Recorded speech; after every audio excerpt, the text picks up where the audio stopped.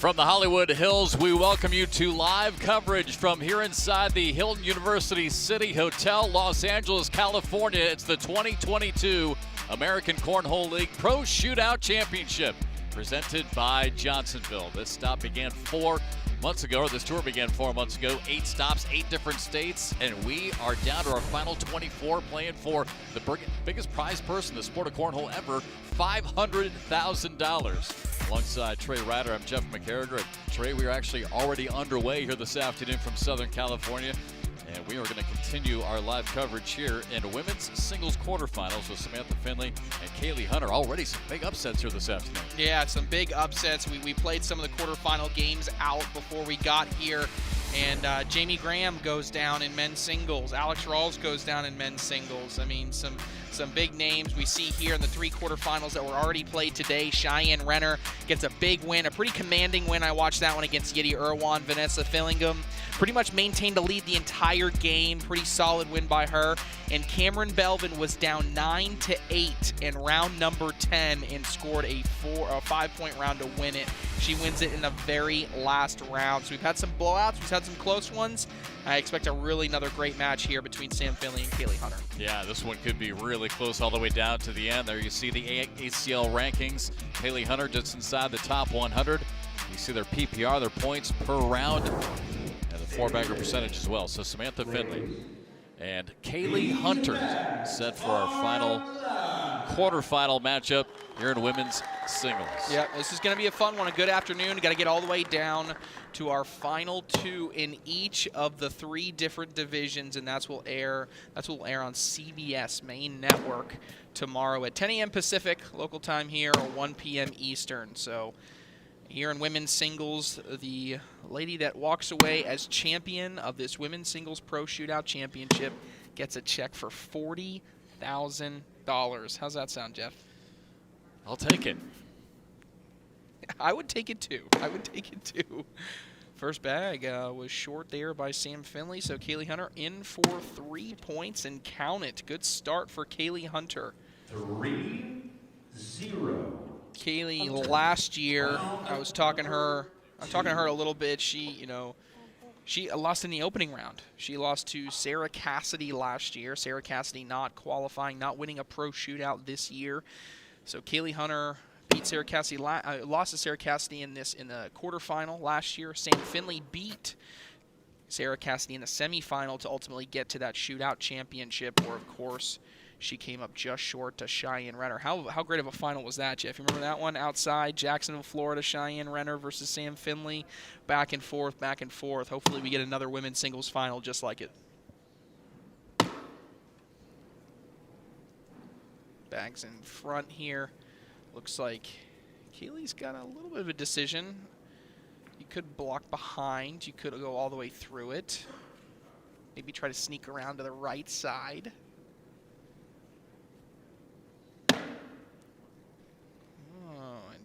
Does this mean Sam Finley goes for an airmail here to get them all? She's trying to...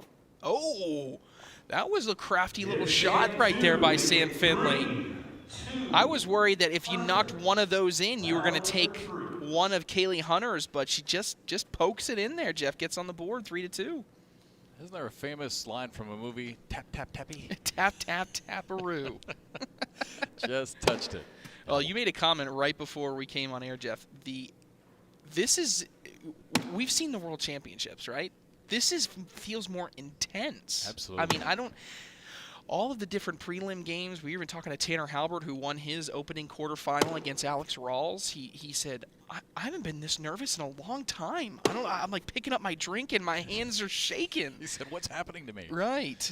I mean, who knows? I mean, obviously the money is a big portion of it, right? The World Championships, the payouts are just as high, but it pays a lot deeper, right? So a lot of players that finish worse are still getting paid out, right? Those payouts are spread out a lot more. Whereas it's kind of the opposite for the pro shootout. It's like, really the only way you're getting any substantial amount of money is you got to win one of these shootouts to get here, right? So there's a ton on the line, which gives it a little bit different of a feel, and I think probably why it's a little bit more intense in here.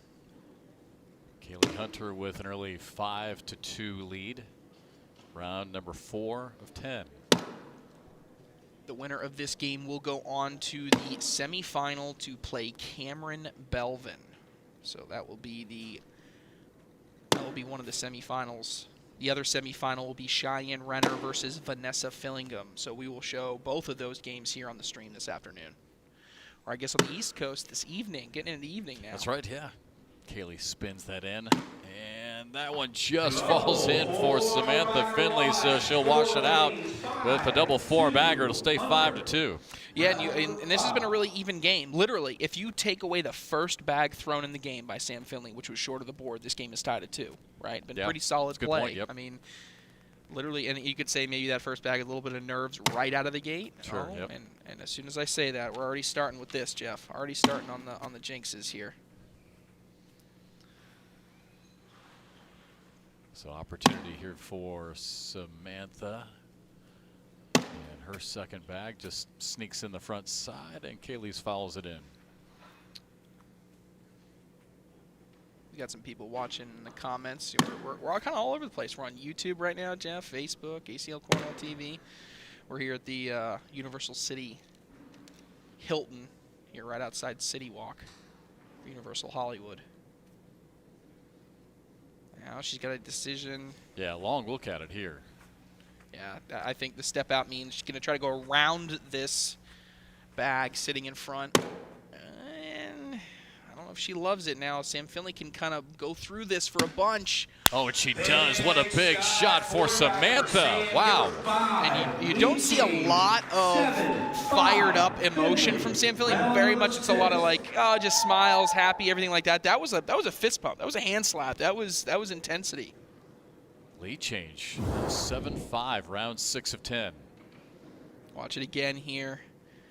Steps out just a hair, pushes them both in. Big shot. And now this first bag is, it's that really, really, it's hard to even call it a block. It's kind of like a dead spot bag.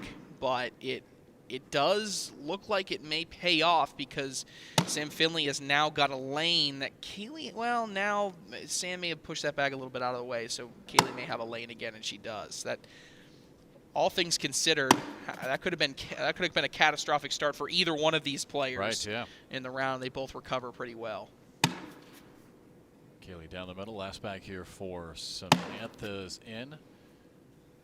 Big bag here to try and make this a wash, and she gets caught up on the left side. A couple of more points for Samantha Finley. Now a 9-5 lead. Yeah, 9-5, 4-point lead going into round 7. All of these are round limited, 10 rounds for every game that you're going to see today.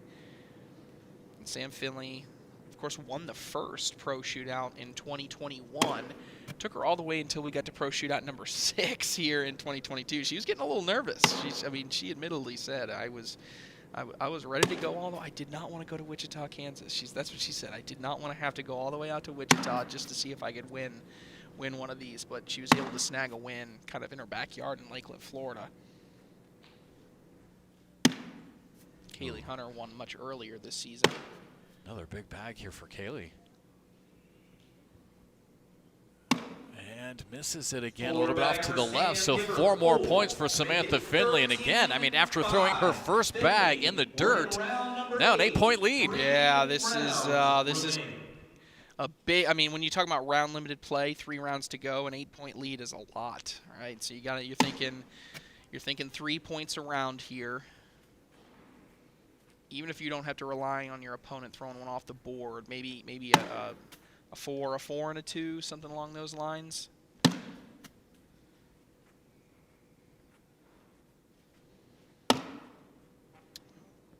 But another open door. Again, the winner of this would go on to play Cameron Belvin in the women's singles semifinal. Chance here now to... Yeah, she's taking a peek at the monitor. She's trying to see how much of this bag is over the hole, right? When you're down 8, you may think to yourself, I kind of have to force something. It's just about whether or not you think. If you really don't think it's going to go at all, obviously it doesn't do you a whole lot to go after it. She went aggressively after it, and it goes off the back of the board. And that may be enough to kind of put this game away. An 11-point lead with 2 rounds to go. You just got to avoid a 5 and a 6, really. That one a little bit deep. No, that's a start. That's a start you needed for Kaylee Hunter. But she's off to the left, too, and I don't think that bag's coming back unless Sam helps her.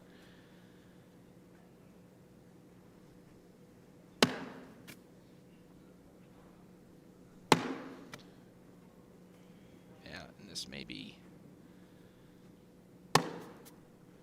it here. Sam Finley going to finish out with an 8 at worst, probably a 10 if that bag can fall. Kaylee Hunter, if she can sneak in without it, she'll get 2 to make it a 9-point lead going into the last round, but they both hold up. That's a wash. Score remains 16-5. Finley. Final round. This is the last and final round. 11-point lead, literally 1 bag in the hole will secure the victory for Sam Finley, and we're going to have to at least wait until the second bag. At least wait until the second bag. Okay, as long as those both stay on the board, she'll have the victory.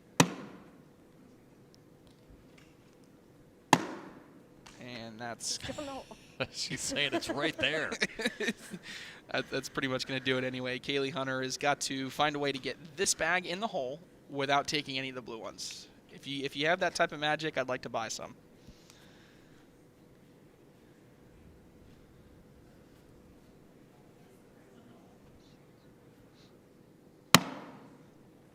And final bag for Samantha will lock it up. They finally drop in. A couple of them go in.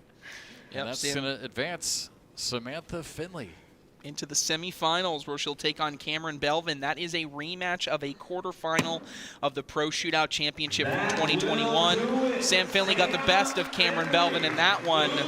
Will we get a repeat of history a little bit later? So away we go here from Los Angeles, California against Samantha Finley. Moving on.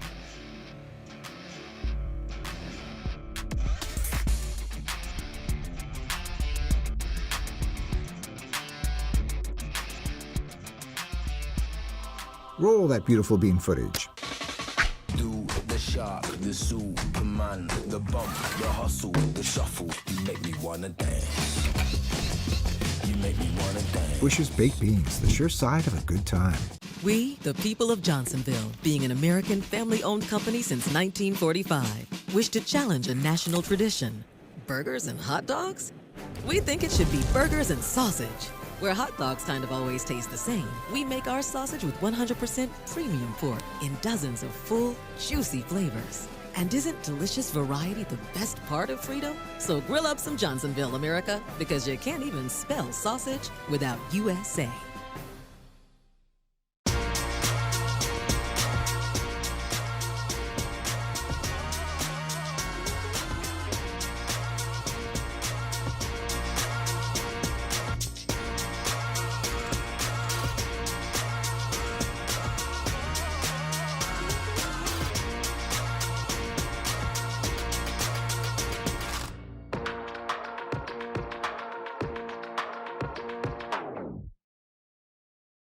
AllCornhole.com has the largest online selection of cornhole bags for players of all levels. Through years of research and development, AllCornhole.com is the perfect bags for even pro-level players. With over 4 unique series to choose from, including Game Changers, All Slides, Slide Rights, and Steadies, you'll be sure to find the right bags to dominate the competition. Whether you're looking for bags for family gatherings, competitive league night, or the pro circuit, go to AllCornhole.com to get the perfect boards and bags for you. In this house, we believe anyone can play and anyone can win. Where others have dropped the ball, the American Cornhole League has stepped up to the plate. Carefully crafted and trusted by players everywhere, we've set the standard for cornhole equipment worldwide. Branded with ACL Pro, ACL Competitive, and ACL Recreation stamps, look for our seal of approval to know you're making the right choice. Play like a pro with officially licensed American Cornhole League boards and bags from approved manufacturers. Visit our website to find your new game day gear.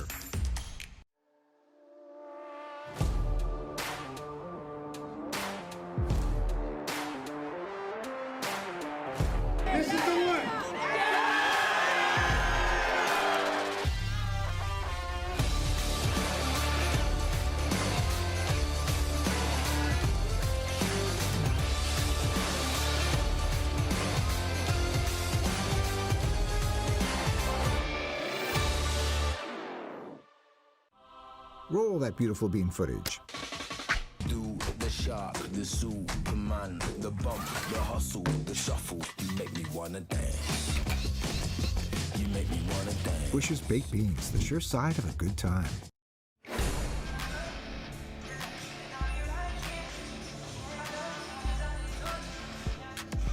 Once again, we welcome you back to Los Angeles, California. We are inside the Hilton University City Hotel for the 2022 ACL Pro Shootout Championship. We started the day with 24 players. We're going to get all the way down today to our men's singles champion, women's singles champion, pro doubles, and again a prize purse of $500,000. On to the men's bracket. There you see the results from earlier today. Frank Monmouth, a big quarterfinal win over the top seed Jamie Graham, 17-7. Josh Holland over Jimmy Humans, 10-6. And Tanner Halbert took care of Alex Rawls, the number 2 seed overall, 24-6. So on to our third and final quarterfinal matchup, Ryan Smith against Eric Davis for a chance to get into the semifinals. Yeah, no 1 seed, no 2 seed, no 4 seed. Now will the 3 seed get a win, or will we have all bottom seeds getting into the semifinals? Eric Davis, the 6 seed, Ryan Smith, the 3 seed, of course, seed determined by which shootout you won throughout the season. Ryan Smith winning the 3rd ACL Pro Shootout in Las Vegas, and Eric Davis winning the same one that Sam Finley won, that Lakeland number 6, just over a month ago. And we are set. There you see Ryan Smith and Eric Davis. Looks like Eric Davis going to have the first bag of the game. And he was, you know, I call him the magician, and he was a magician when he played in that final in that Lakeland, Florida shootout number 6. Had those incredible big pushes. I mean, it was impressive to watch. But the hair is gone. Got a big haircut. I mean, is that was that throwing off the balance here, Jeff? Yeah, he's got a lot more weight forward now. No more back weight. It was getting pretty long there for a while. Ryan trying to roll it over. Ends up a little bit short. Eric Davis and Ryan Smith, both players that are double qualified, meaning they are qualified for the Pro Shootout Championship here in both men's singles and in doubles. So Ryan Smith and Ryan Smith playing alongside Philip Lopez. Meanwhile, kind of got a decision to make. I don't know if he's going to go roll or airmail.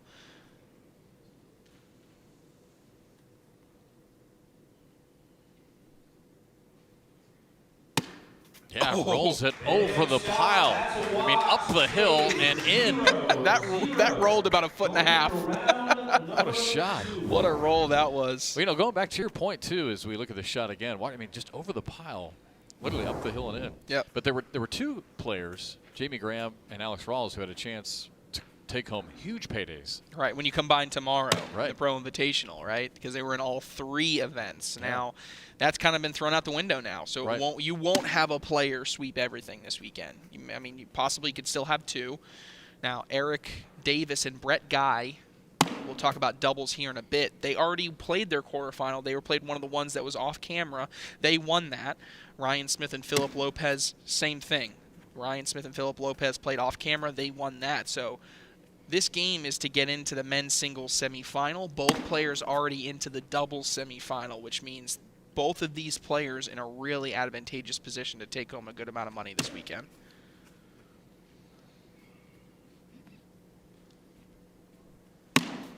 Eric's in.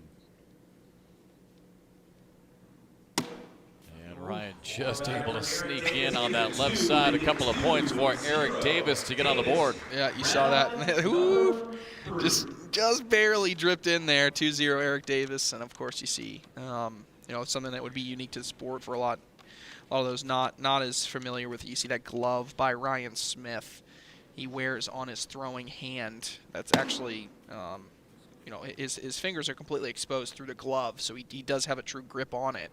And it's really 100% just for sweat. He said his hands sweat a lot when he plays, and that moisture transfers directly into the bag and can alter the play of the bag. So he sports that glove and has been for a while now, just to limit the amount of sweat that gets transferred to change the bag. Well, interesting here now. Both players with 2 on the board. 2 bags left. Eric Davis Right on top of that one on the left. You're definitely not going airmail here. It's just a question of, I think, 3 options. Block behind. You could flop, which means hit here and kind of land on top with the intention of not going in the hole. Or you could try for a traditional roll, hit a little bit more to the right, and see if you can roll over everything. Hard to tell which of the last 2 options he went for, but it ends up more of a flop, which is not a bad scenario because it does have a little bit more grip on Davis's bags, meaning it's going to be tougher to hit an airmail drag here by Eric Davis. Comes up short. So now Ryan Smith, really, it's going to be tough to get anything in here without dragging a bag, but if he wants to get dirty, he could try to just kind of knock this guy off.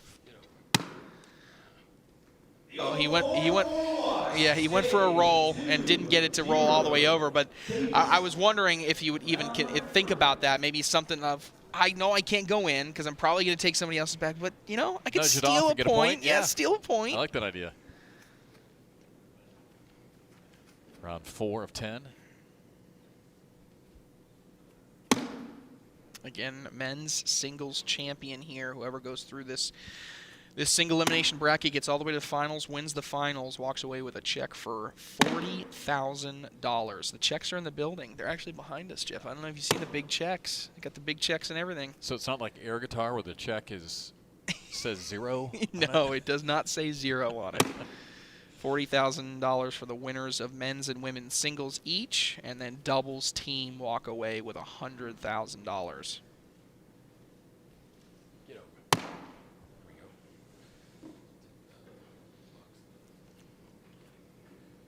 Always so interesting to hear Ryan's self-talk. Yep. He said he likes it because it took away any type of getting around. So he's either going to have to roll over or go over.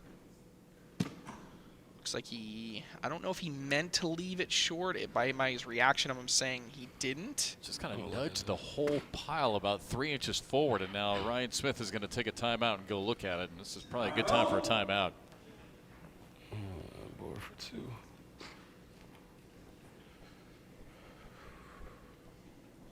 I mean, you heard him say on the board for 2. I don't know if that means that's what he's going to do. It's probably the safest shot, right? Just even up the game. Yep, that's what he's going to do. Yep, just boards it. So 6-4. And Ryan Smith will tie it up at 2. Going into round number 4. Round number 5, excuse me. So round number 5. And I'm going to check here in a second. I'm interested to look at what these, Pro Shootout Championship, the best players in the world, and it tells you to the style of game that these guys are playing. 6.5 PPRs. There's a lot of bags in and around the hole every single game. Or every single round. It's gonna come down to which player can like push some bags in, get one to fall, maybe hit a big airmail at some point. I mean, you just have to be a lot craftier. We've talked about it before, manufacturing points. Yes. Ryan Smith flips it over onto the slick side. Now that BG Warlock that he's throwing there, it's so funny. He's throwing those same bags in doubles with Philip Lopez. And when Philip Lopez walked in the building today, he grabs these bags and he goes, "Is this the slick side?" And Ryan's like, "Yeah, that's the slick side." And he's like, "There's no difference." Right? So Ryan is adamant that there's a difference, but apparently, big push there by Ryan Smith and to leave it in front. Yeah, gets 2 for 1 on that shot. Like you said, right there, still in Eric's way. Yeah, and Eric Davis got a big shot, maybe to collect those on the left. Goes at it hard, gets 1, but also brings Ryan's in. So Ryan Smith, a big 4-point round, and he'll now take the lead. Yeah, you know, I've learned not to really comment at all about Eric Davis till it's done. Yes. Because as complex and as difficult as that shot looked, we've seen him hit crazy shots like that. I learned my lesson last year. I learned my lesson. I do not, I like to kind of, one of my things that I like to do, obviously, and it comes through sometimes, I try to say, okay, this is what I think he may do, just talking through some logic, just so, people newer to the game kind of get a feel for the strategy of it. You just can't do it with Eric Davis because he's going to do something that you just don't even, you're not going to see. He's got a different vision than anybody else.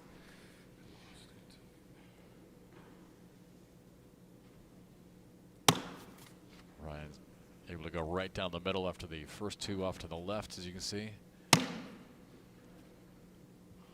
Now, Davis shook his head there, but I actually like that shot because it makes this little roll that Ryan Smith did last time harder. And because of it, I think he even recognized that I probably wasn't going to be able to do that same shot. So, boy, this is a chess match, isn't it? Yes. Just back and forth. I'm going to do exactly what I said I just wasn't going to do, and maybe a line drive airmail here. I mean, sure enough, looked like he was trying to chip that one in. Can't do it. Make it 7-2. You don't hear that was unique. You don't hear. Normally we get 0 words out of Eric Davis during especially in a singles match. That time you got 2 words. Yeah, we got He's easy getting downright 4. chatty. Yeah. Got to tell him to quiet down over there. Yeah, easy there, buddy. 5-point lead for Ryan Smith. Round 7 already of 10.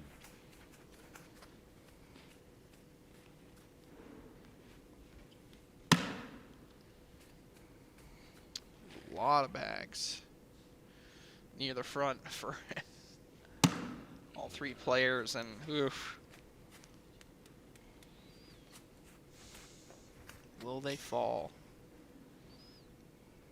I think the one on the left is definitely falling, but the question is, will the others?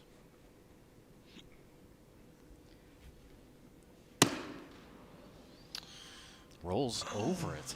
Now, you heard Ryan Smith say, what is going on there?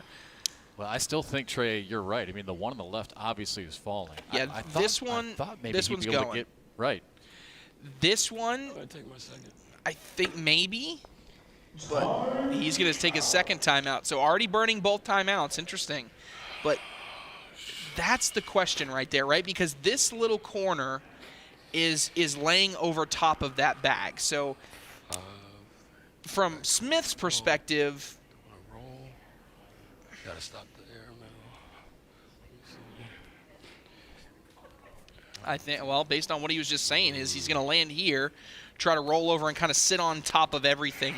And what he's hoping that will do is limit the damage in case Eric Davis hits a perfect airmail. You're essentially creating a trampoline for him. So that, yes, all of his bags may fall that are sitting in the hole, but at least not the bag in his hand is going to go. He left it a little bit short. This is... I mean, not terrible, though, right? No, it's biggest shot of the game right here. Eric Davis is going to take his timeout. He's got one of his 2 timeouts. Yeah, I mean, not terrible for Ryan, right? I mean, no, not terrible, but there's an option. There's a possibility of hitting kind of in this open space, and you want to hit the open space, right? Because you want the least resistance for the bag in your hand to go. Because if that goes, this is definitely going, and then there's a maybe 40% chance this goes, maybe another 30% that goes.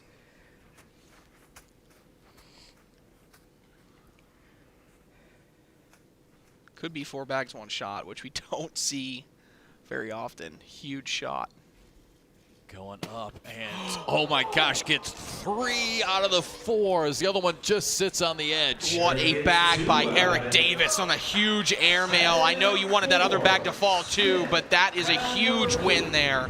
Anytime you can get 3 bags of yours to go in the hole on 1 shot, that's a big round, and that kind of gets him some momentum here as we go into these last 3 rounds.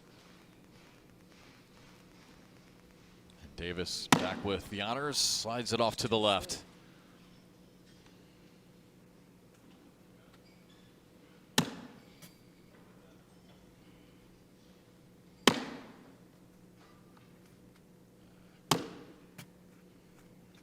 Doors open to get back in it for a wash if you're Davis.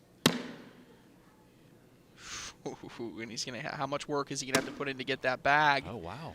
Now Ryan Smith off to the right. Can he try just? No, I was gonna say, it's more if he could just collect that 1 bag on the left and get his in his hand in. Give him the advantage. Ryan Smith goes off. Wow, he flipped that one over onto the slick side, hoping that he could hit his bag and kind of cause some turbulence for them all to fall and get 2 points instead. 3 points, and we are tied with 2 rounds to go.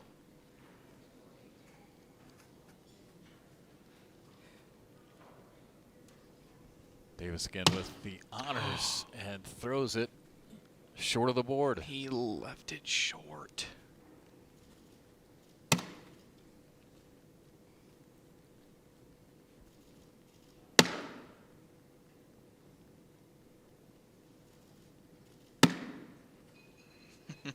Block, block, block. Yep, this is...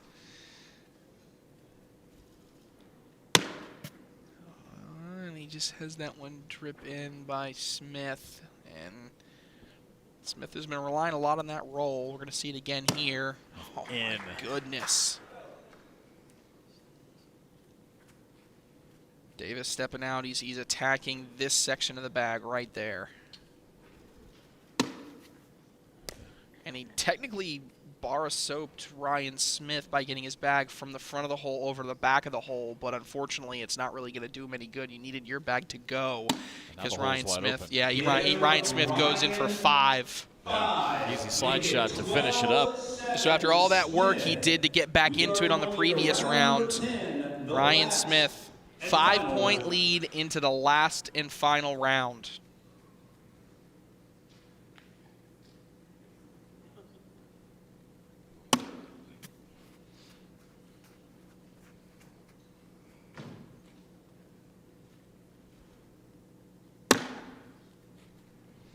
And he went for the obvious block there, trying to get in the way of Smith, but he missed about an inch or 2 to the right. Tries to block again. All right, gave yourself an opportunity now.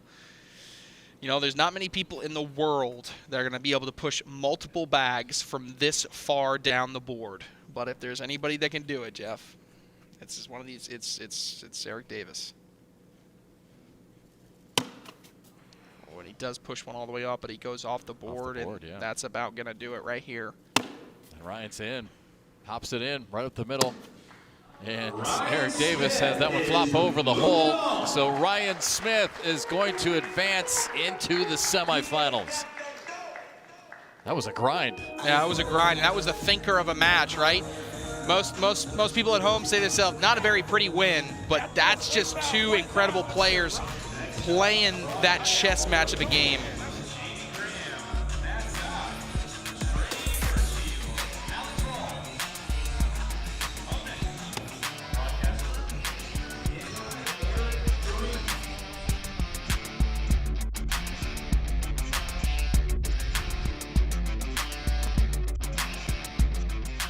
Safety check?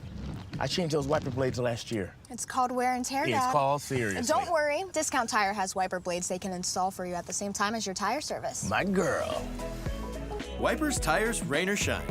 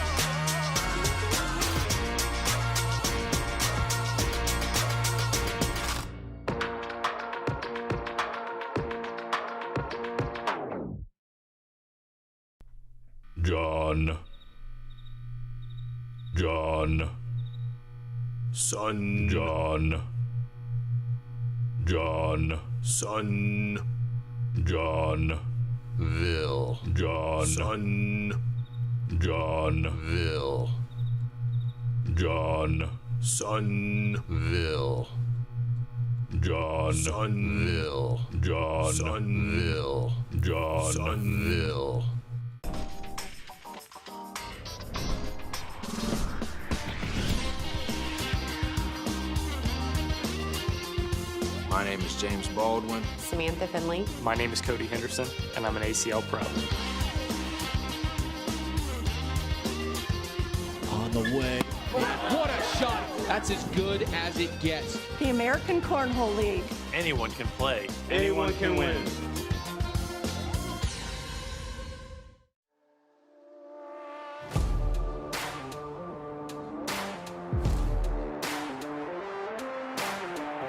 This is the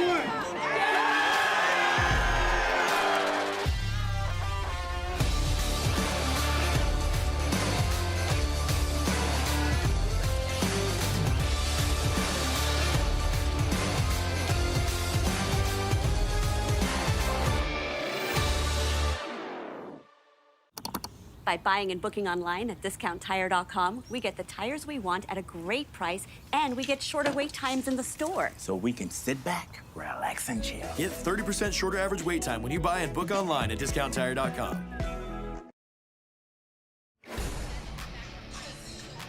Back here inside the Hilton Universal City in Los Angeles, California. Live coverage of the 2022 ACL Pro Shootout Championship. Again, $500,000 prize purse. The biggest single prize purse in the history of the sport. Great look there at the main broadcast court here inside the Hilton Universal City here in the Hollywood Hills area. And now over to the doubles bracket. You see the action from earlier. How about Brett Guy and Eric Davis, 25-2 to advance. So the 1 seed and the 4 seed advance in that top half of the bracket. Bottom half of the bracket, there you see Smith and Lopez able to advance. And now onto our final quarterfinal matchup here. Jamie Graham, Matt Guy, the number 2 ranked doubles team in the world, taking on Trey Birchfield and Alex Rawls. Yeah, look, I mean, that's all you need to see right there. This is the only matchup of all of the quarterfinals, of any of the semifinals we could possibly see, all the way to the finals, where you're going to have a matchup here in this Pro Shootout Championship of 2 teams ranked both within the top 5. So these two teams have played each other a few times already this season. Been wins by both teams, but Graham and Guy have the overall head-to-head between the two.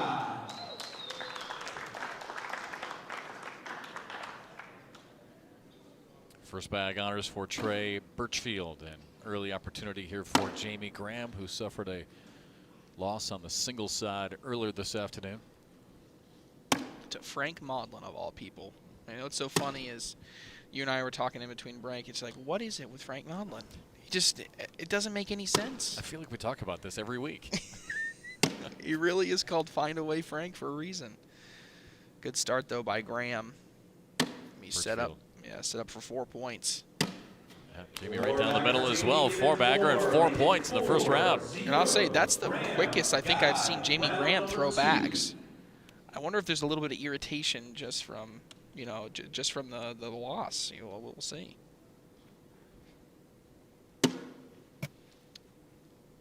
Jamie Graham and Alex Rawls, although they were eliminated from singles, they still got plenty of money to possibly win here. Obviously, if they win the doubles championship, that's $100,000 to the first place prize. And then on to the Pro Invitational tomorrow. That'll be at Airmail City. That one for a whopping $40,000 to the first place team. So it could be another $20,000 individually. So there's still plenty of money to be had by both Graham and Rawls. Rawls, beautiful look at his bag as he spins it through the air.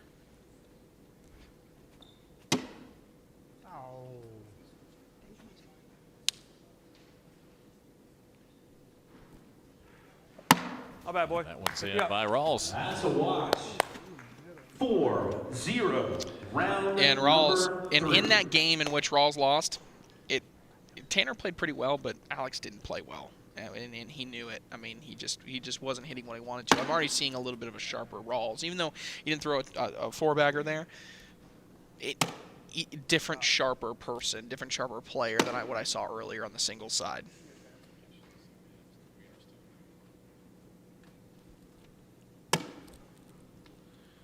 Now Graham, big push right up the center here. Oh, he gets kicked across the face to the right.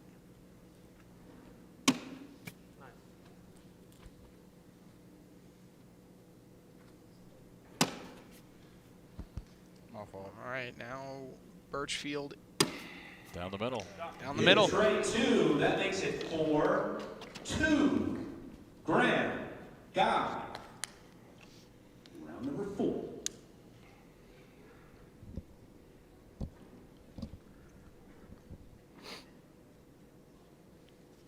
Round number 4 now. We have Alex Rawls a little bit off to the right. All right, immediate step out here. So Guy's got the control of the center of the board, so Rawls is trying to get around it. Second back here for Guy going up. Wow, hammers it in. Or shoot it.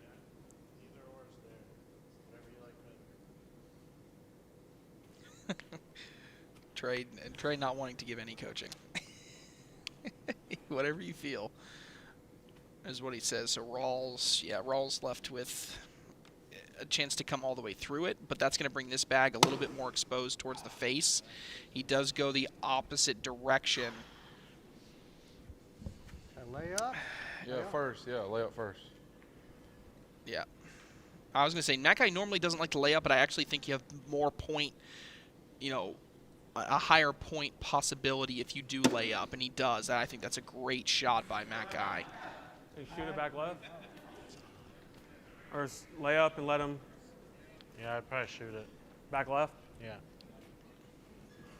All right, you heard Birchfield there. Gives some Rawls some coaching there. Going to go up for the airmail. It's a bonus if you drag your bag. More than likely, if you drag yours, you're dragging Guy's too. Oh, I stand corrected. What a bag there by Rawls. And although it's likely Matt Guy is probably going to get at least one of these. What's the situation? Do I got 2 in? No, you got 1 in. I still got 1 in. Okay. Regular airmail drags your Okay. bag, though. We get 2. That's what. Okay. I am shocked that Matt Guy even asked. Shocked. Usually this is a Guy airmail special right here. Oh. Interesting. We are all tied. That was weird. What was that? Round number 5. That didn't look like an airmail. That ends up being a really incredible bag when you look at it, knowing how the round ends. Go, boy. Round 5 of 10. It's good. Good bag. All right, again, this is. It kind of reminds me. I didn't expect it in this game, but it kind of reminds me of what we just saw between Smith and Davis. I like that. Lands on top. Airmail or roll. Come on, hit it. Big bag here by Trey Birchfield. On the way. Oh, wow. And he got multiple. What a shot by Birchfield. Pressure on Graham to push them in. He does not do it. That becomes a 7-point round on an incredible airmail drag by Trey Birchfield. Hits the short airmail. What a shot. Here it is again. A little bit shorter than where he would normally hit. He gets 2 to go. Wow.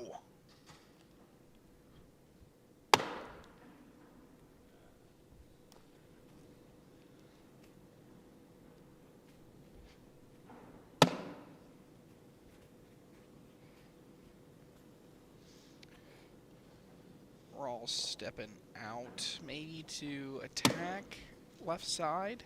Yeah. Birchfield says good. He liked it.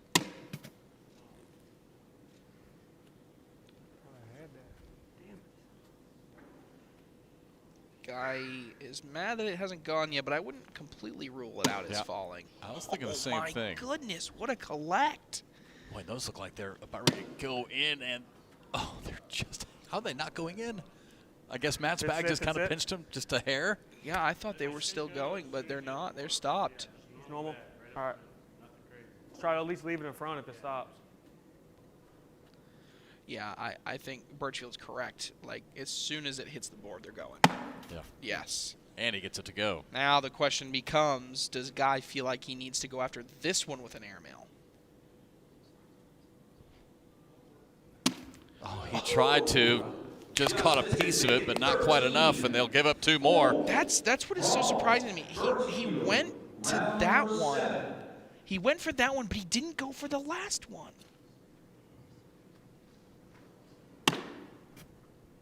First win in by Birchfield. 9-point lead, round 7.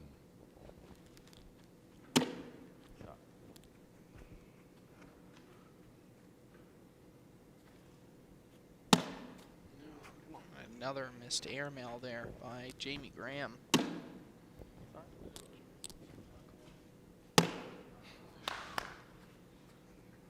Trey Birchfield, can he get in? Oh, he looks like he's going slick side, maybe trying to push that back on the right.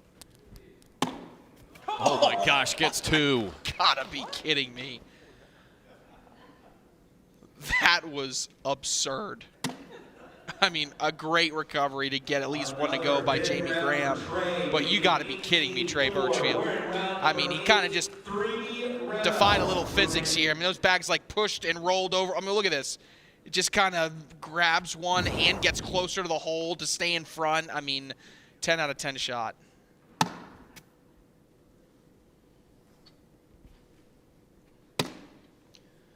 Yep, 3 rounds to go, but Birchfield and Rawls, they're looking to, hey, I'm trying to end this thing before that. 3 points away. And they might be able to do it. This bag is going to be tough for Matt Guy because of this angle to be able to go after it.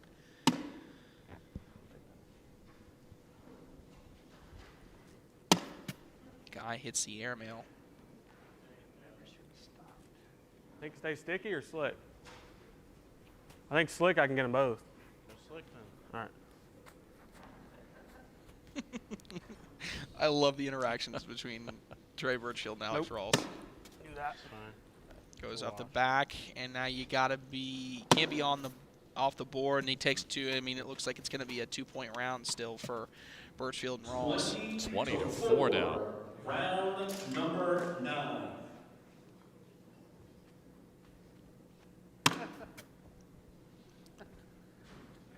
First bag in, and that's an intentional block, but it's a short block. So you're going to try to go, oh, he's going immediately oh my gosh. over. Birchfield is feeling it right now. Yeah, Birchfield threw 2 huge shots in the past 2 rounds. And that's 2 straight airmails there. Can he make it 3 straight? How about that performance by Trey Birchfield? That's the 2021 Trey Birchfield that won a Pro Singles World Championship that we just saw right there. He was electric in that second half of the game. That was a clinical performance by Trey Birchfield. He and Alex Rawls will advance. What a win here in Los Angeles.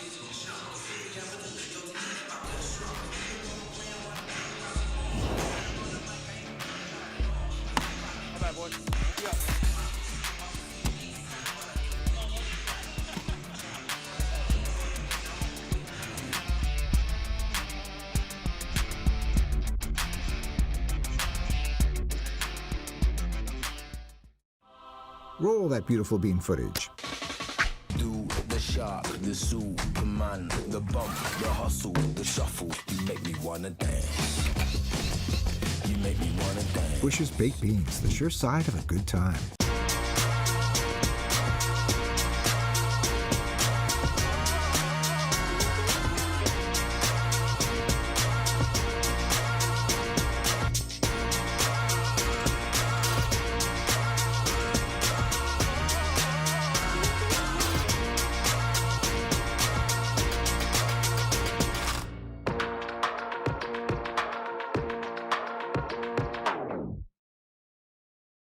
There are 256 ACL pros, but there is only one ACL legend.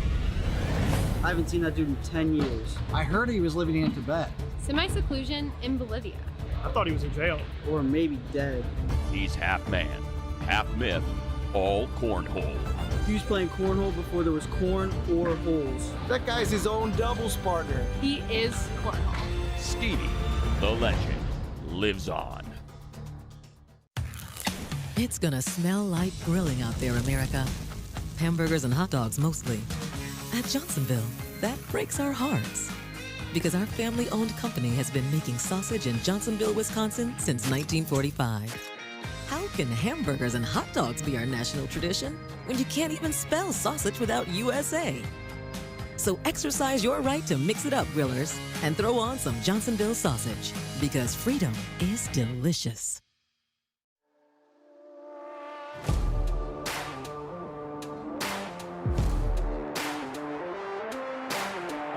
This is the one.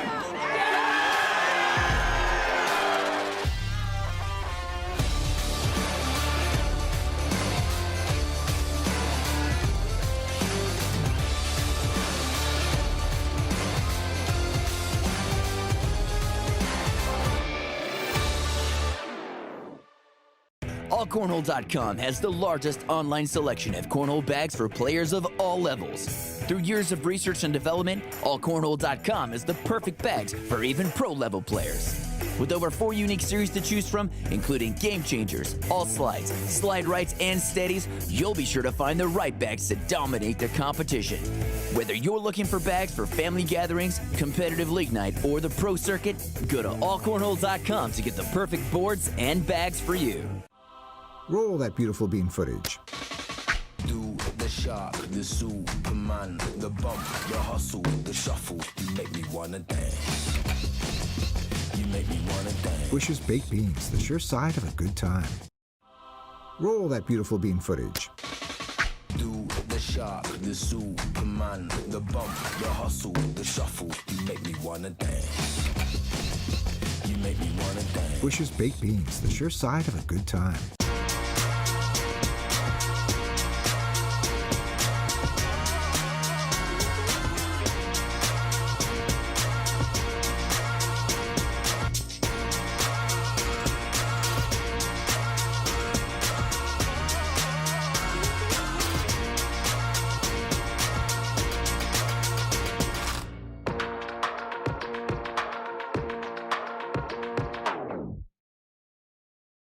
There are 256 ACL pros. But there is only one ACL legend. I haven't seen that dude in 10 years. I heard he was living in Tibet. Semi-seclusion in Bolivia. I thought he was in jail. Or maybe dead. He's half man, half myth, all cornhole. He was playing cornhole before there was corn or holes. That guy's his own doubles partner. He is cornhole. Stevie, the legend, lives on. It's gonna smell like grilling out there, America. Hamburgers and hot dogs mostly. At Johnsonville, that breaks our hearts. Because our family-owned company has been making sausage in Johnsonville, Wisconsin since 1945. How can hamburgers and hot dogs be our national tradition when you can't even spell sausage without USA? So exercise your right to mix it up, grillers, and throw on some Johnsonville sausage, because freedom is delicious.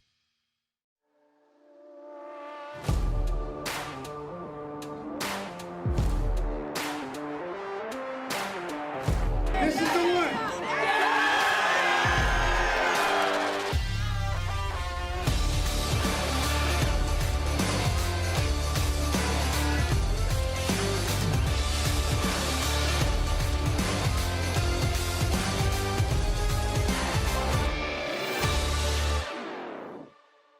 Allcornhole.com has the largest online selection of cornhole bags for players of all levels. Through years of research and development, Allcornhole.com is the perfect bags for even pro-level players. With over 4 unique series to choose from, including Game Changers, All Slides, Slide Rights, and Steadies, you'll be sure to find the right bags to dominate the competition. Whether you're looking for bags for family gatherings, competitive league night, or the pro circuit, go to allcornhole.com to get the perfect boards and bags for you. Roll that beautiful bean footage. Do the shark, the Superman, the bump, the hustle, the shuffle. You make me wanna dance. You make me wanna dance. Bush's Baked Beans, the sure side of a good time. We are working it down here from Universal City here in Los Angeles, California. Thanks for tuning in here this afternoon or tonight if you're on the East Coast. Again, a good look at the main broadcast court here inside the Hilton Hotel, Hollywood Hills, as we move along here in the women's singles semifinal. First up, Cheyenne Renner and Vanessa Fillingham. You see that bottom half of the bracket. The winner of this matchup will take on the winner of that bottom half of the bracket. Here are the rankings. Cheyenne Renner, what a season. Just outside the top 20 of ACL pros, and that PPR just under 10. Yeah, and if you're tuning in right now and you don't know what you're watching, right, this is to go to a shootout championship final on CBS tomorrow at 1 Eastern.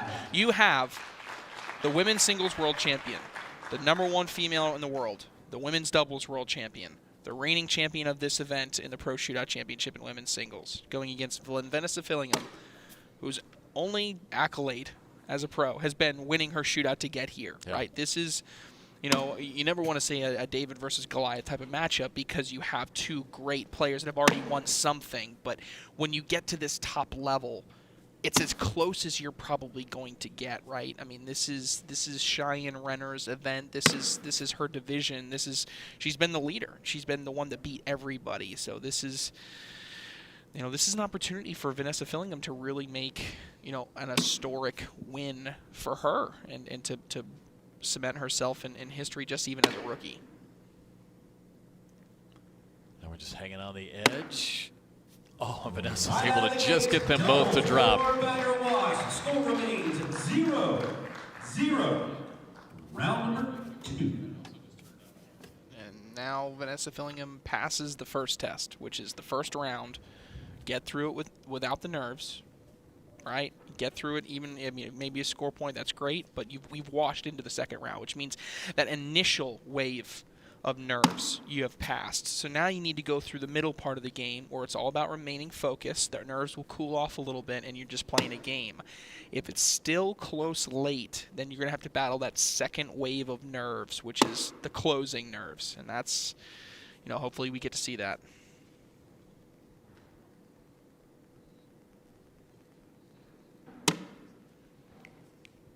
Just to flex off to the right. And now a little window here for Cheyenne. Yep, she's going to try to go straight through it. Yeah. She does. Big shot. That is what Cheyenne Renner has become so good at, is that follow-through push.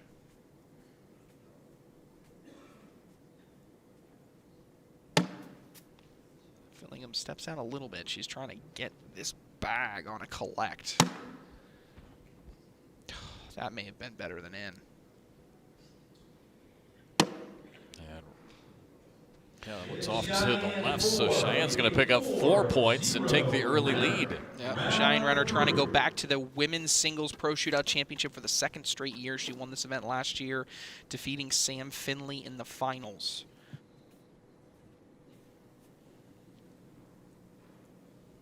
If she wins this, she's into that CBS network broadcast that will air tomorrow, Sunday, September 4th. 1 p.m. Eastern, 10 a.m. local time Pacific here. Opportunity here for Vanessa. With Cheyenne's bag too deep. How many times do we talk about underdog roles and what you have to do, right? It's not so much you're going to make a mistake and the favorite is always going to score. The key is anytime they make a mistake, you have to capitalize. You can't settle for a 10-10 wash in these type of situations when you're playing Cheyenne Renner and she just kicked a little bit to the left there, right? You really need to, when you get that opportunity to steal a couple points, you really have to take advantage. This is another one. Cheyenne might have left the door open just a little bit, and Vanessa, sneaks it in on that right side. She'll pick up a couple of points to make it 4-2. Yeah, you would obviously would have loved 4, but at the same time, you just got to get points, right? You got to take advantage when they miss because there's going to be so few rounds in which Renner is going to give you that. That means you have to take advantage when they are presented because she's going to go on a run where she's going to make 8 in a row, maybe 12 in a row. And it's okay even if in that sequence, even if you give up 2 to 4 points, that's okay as long as when she makes those misses, you're the one that's able to score. Right. First bag right in front of the hole. Now Cheyenne follows running behind her. Oh, nice bag. Taps hers in.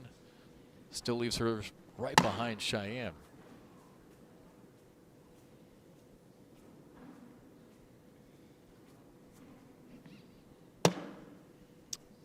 Okay, now maybe, she's going all the way through. Interesting. She does prefer the push to the airmail. She made that clear with that shot selection. Look at that. That bag's still moving, coming down the board on the right side. And Vanessa brings it to a stop. That bag was still moving. Yeah, Cheyenne going right up the middle, and she just gets it to nudge. Looks like it's going to be a wash. 4-2, Renner. Still a 2-point game. Yeah, I'm not sure Vanessa saw that. Did you see that back on the right-hand side? I don't know. Yeah. Slowly sneaking down.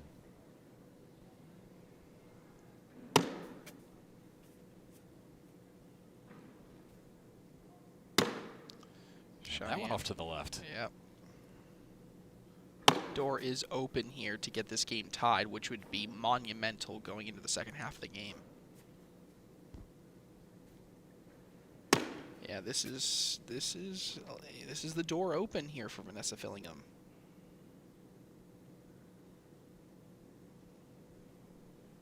And fires that one in.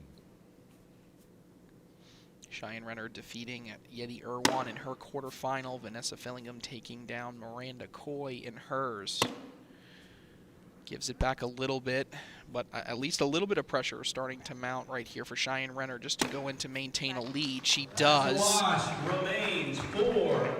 Vanessa frustrated, rightfully so, had a chance to tie this game, but instead, 2-point lead for Cheyenne as we move to round number 6. Yeah, I mean, when you talk about trying to win a championship, right, you're going to go through a lot of different phases, right? You're going to go through phases in which you're just lights out, right? That's what Cheyenne Renner was in the previous game when she played Yeti Irwan. She didn't give Yeti really any opportunities to score. This one feels a little bit different, right? She's kind of off is maybe not a great word, but she's not as sharp as necessarily she was in that quarterfinal game. So for Cheyenne, it's about seeing if she can just find a way to get through, because you'll have another game where you can kind of tune it back up and get into a better rhythm. But that's what you see, those ups and downs of winning a championship. Sometimes it requires just better timing than everything. You're not going to be 100% good 100% of the time. Third bag for Cheyenne. Yeah, Vanessa. Oh, she tries to go through it, and she get kicked off into the backside of the hole. This is in for 4 for Renner. And she gets it. You know, I think that's the biggest problem too, Trey, is that, you know, when you're playing against a Cheyenne Renner, it's almost like you have to be perfect. You know? Right. I mean, you might have a couple of opportunities, and like you said, if you don't take advantage of those, I mean, you're forced to be perfect the rest of the game. Right, yes, 100%. Because now you got 4 rounds to go that you have to make up 6 points, which means it's no longer realistically, I'm not saying it's impossible, realistically, you now have to score against her in multiple rounds, right? It's not going to be something where you're going to get 1 6 spot. Although it's possible, it's the odds tell you got to spread out these scores over a couple rounds now.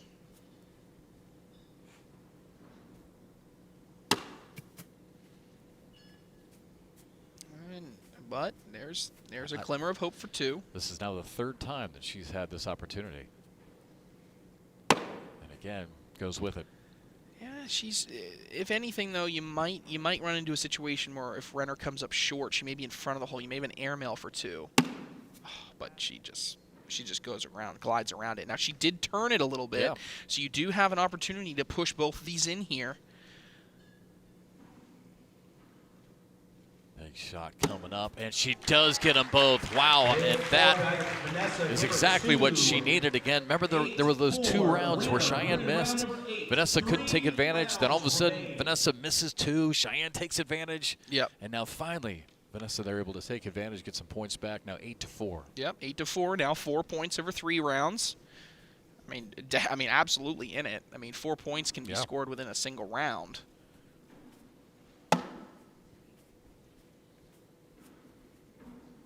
A little bit short left, but we just saw her collect a bag a minute ago, just like that.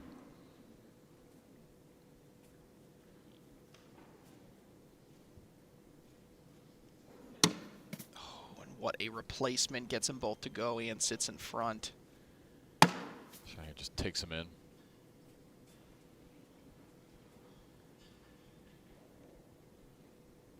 Vanessa Fillingham for her 3rd bag.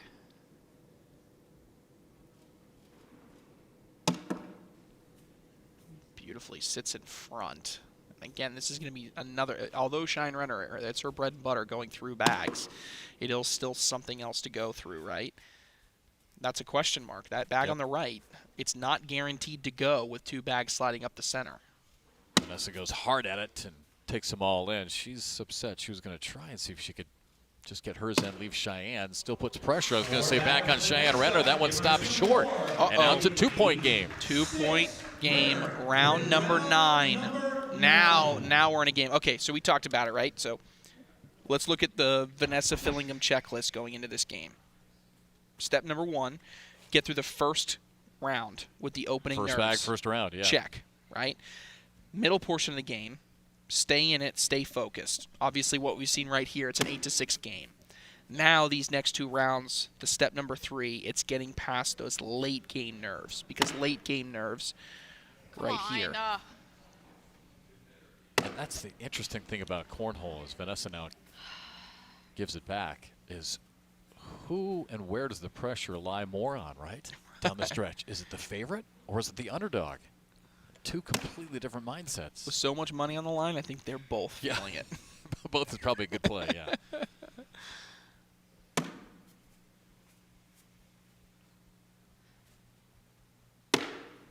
She's in there. Fillingham going with a 10. She does. Can. And now, again, the pressure, we talk about it. First bag, last bag, and it is in. Now, put a pin in that second bag by Vanessa Fillingham that she went to the left side of the hole, right? Immediately, you saw a dejected Cheyenne Renner when she missed that first bag off to the her first bag off to the right. But then immediately Vanessa Fillingham followed her, right? And so Cheyenne was able to reset there. You wonder if Fillingham takes an extra second. If she makes that bag, does it compound on itself for Renner feeling more pressure? Oh, Jeff, round number 10, and we're going to have a block right out of the gate.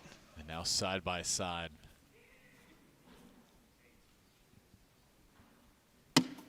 Oh, Vanessa pushes it in. The other one, she's barely in the red she zone on the split them. right. She now created Cheyenne. more. Yeah, she created more of a gap. You didn't want that. You wanted when you went up the middle of this bag to go closer to the hole, not more away from it.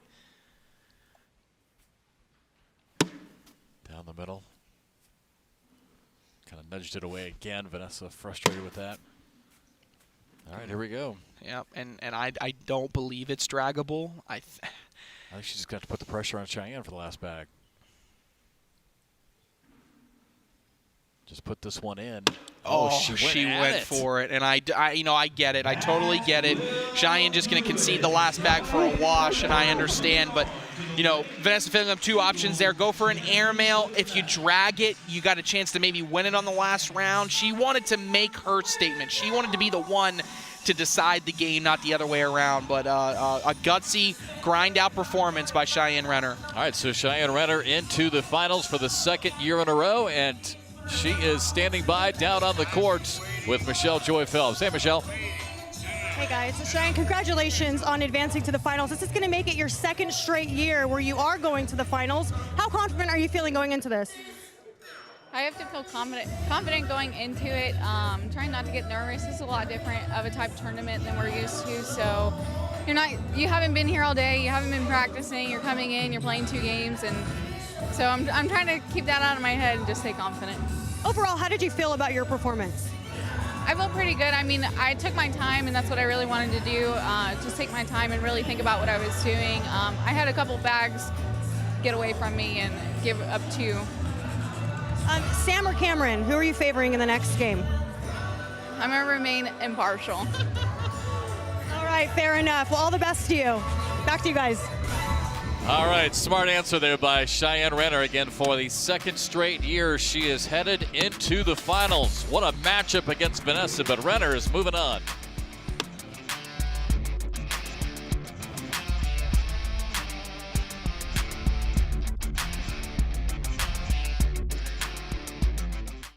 Safety check?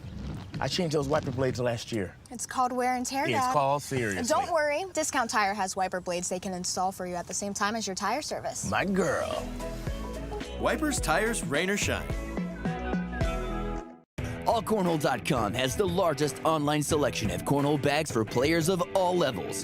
Through years of research and development, AllCornhole.com is the perfect bags for even pro-level players. With over 4 unique series to choose from, including Game Changers, All Slides, Slide Rights, and Steadies, you'll be sure to find the right bags to dominate the competition. Whether you're looking for bags for family gatherings, competitive league night, or the pro circuit, go to allcornhole.com to get the perfect boards and bags for you. We, the people of Johnsonville, being an American family-owned company since 1945, wish to challenge a national tradition. Burgers and hot dogs? We think it should be burgers and sausage.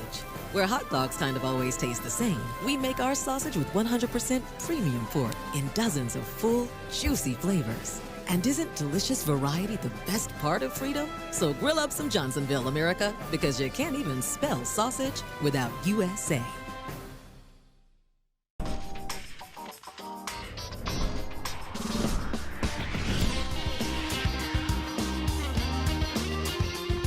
My name is James Baldwin. Samantha Finley. My name is Cody Henderson, and I'm an ACL Pro. On the way. What a shot! That's as good as it gets. The American Cornhole League. Anyone can play. Anyone can win. AllCornhole.com has the largest online selection of cornhole bags for players of all levels. Through years of research and development, AllCornhole.com is the perfect bags for even pro-level players. With over 4 unique series to choose from, including Game Changers, All Slides, Slide Rights, and Steadies, you'll be sure to find the right bags to dominate the competition. Whether you're looking for bags for family gatherings, competitive league night, or the pro circuit, go to AllCornhole.com to get the perfect boards and bags for you.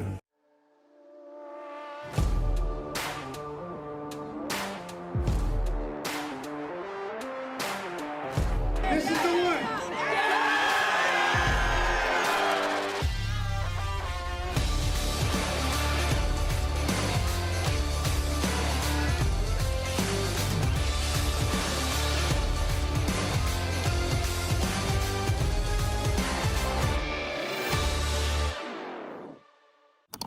By buying and booking online at discounttire.com, we get the tires we want at a great price, and we get shorter wait times in the store. So we can sit back, relax, and chill. Get 30% shorter average wait time when you buy and book online at discounttire.com. And we are back here in Los Angeles, moving along semifinal action here in the women's singles bracket, moving all the way down to the championship round, which will be on CBS tomorrow. Again, 2022 American Cornhole League Pro Shootout Championship. And our next matchup, there you see it, Cameron Belvin taking on Samantha Finley. Two of the top female players in the world. All right, what's your handicap on this one here? Yeah, it's going to be tough, right? This is an interesting one. I mean, if we're going by what have you done for me lately, I think I probably have to go Cameron Belvin, right? Because Cameron Belvin over the past 2-3 months has just been lights out. Yes. I mean, just tons of bags in the hole, relentless on her bag streaks. But if you're looking for kind of experience in this role and kind of a lifetime kind of experience, you know, you kind of give a nod there to Finley. So this is going to be a really great matchup here. It's a rematch of what we had last year in the quarterfinals of women's singles. Of course, you had Sam Finley take down Cameron Belvin there, but if Sam Finley is able to do it again here for the second straight year, she will make it a rematch of last year's Pro Shootout Championship on the women's singles side. Ooh, and now a decision right out of the gate, and it's not one of whether or not you're going to try to go for the hole. The question is, can I lay this on the board without anything falling, right? Because right now you're in. I'm not going to risk it. Yeah, she's gonna, and I don't hate that decision. She's gonna concede the bag, throw it off, give up a single point. She just didn't want to risk throwing it on the board, having 2 of Cameron Belvin's bags fall, and all of a sudden we're talking about a 4-0 lead out of the gate. I think the interesting thing there is, and obviously most people watching us now know cornhole, but I think the interesting thing that we'll talk about more, you know, in the CBS broadcast is whether those bags are slick side or sticky side too, right? Right. I mean, that matters when they're on the hole, and I couldn't tell which side it was on, but. And I think maybe Samantha saw that they were slick side. She's like, I'm not touching it. Well, and I think more importantly, I think Finley, I think I heard her say on her mic that I throw it really hard. So what she didn't want to do was try to really lay it up high, cause even more vibration, or if she threw it a little bit too hard with a normal bag, she ends up going in. So I think overall it was a safe decision. Oh, and she's going to concede another point, had an opportunity to go around to get a few.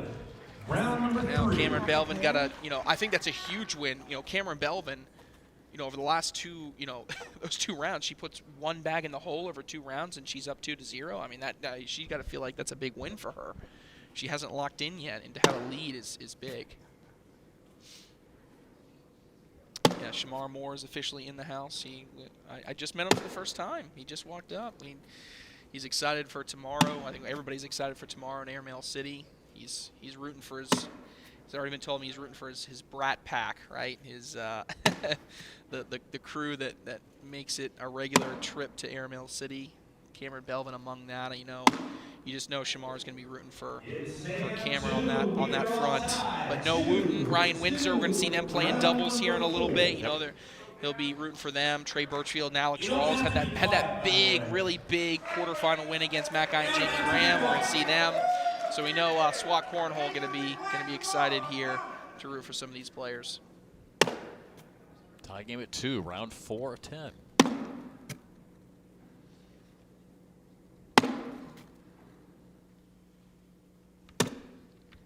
Cameron right in front of the hole. Oh, she goes in behind. Double block here. All right, Finley's going to say, you got to shoot it. You want points, you got to hit the drag. Airmail for the wash, airmail drag for 2 for Belvin. Oh my gosh, what a shot. You hit the nail right on the head talking about her earlier. It's amazing the second half of the season. She's like come out of nowhere. Right. I mean, what we expected for Cameron Belvin was this type of round, right? A lot of bags in front of the hole, and then she's always had a deadly airmail. That is what you expect from Cameron Belvin. She gets a couple points out of it, and now she's got a lead. Yeah, and I guess I shouldn't say come out of nowhere, but really the second half of the season has played like everyone thought she was going to. Belvin, the 2019 women's singles world champion. Sam Finley never able to get that singles world championship on the women's side, but has done it in doubles twice. Ooh, can she cut around this or go straight airmail? She's going up. Oh, bangs it off the back of the hole. Nice shot. And that's got to. It sounds like it's what it's going to take, right, for these ladies to score. They're gonna, back-to-back rounds. It's been airmails on the 4th bag by each of the 2 ladies to get a couple points, and we're back tied at 4. We're in the second half of the game here.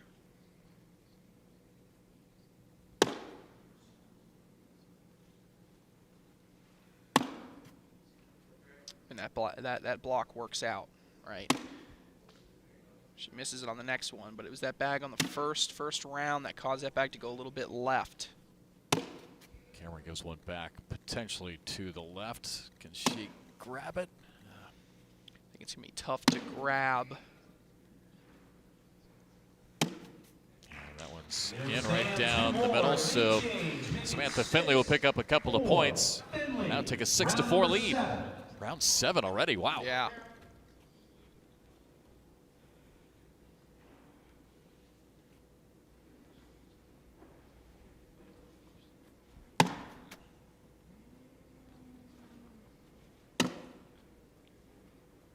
Oh, Cameron upset with that last one.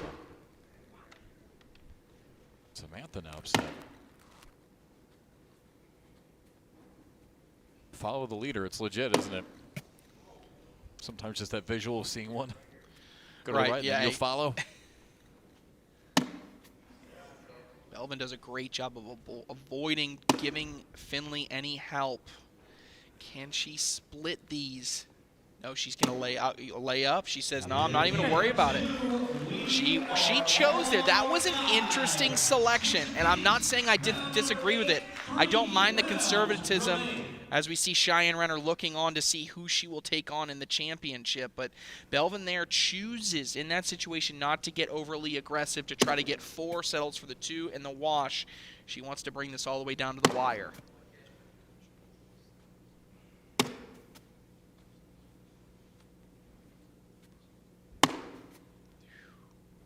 You can just feel the tension right now between these two, going bag for bag for bag.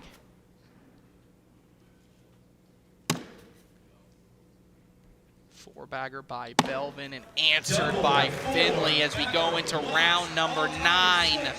We are in round number 9. Mentality here, right? I believe, right, if I throw these next 8 bags in, I'm going to win, right? There's no way my opponent's going to make all 8 like I do, right? That's kind of the mentality that you got to have for both of these players. There's a little short opening. Right. Yep.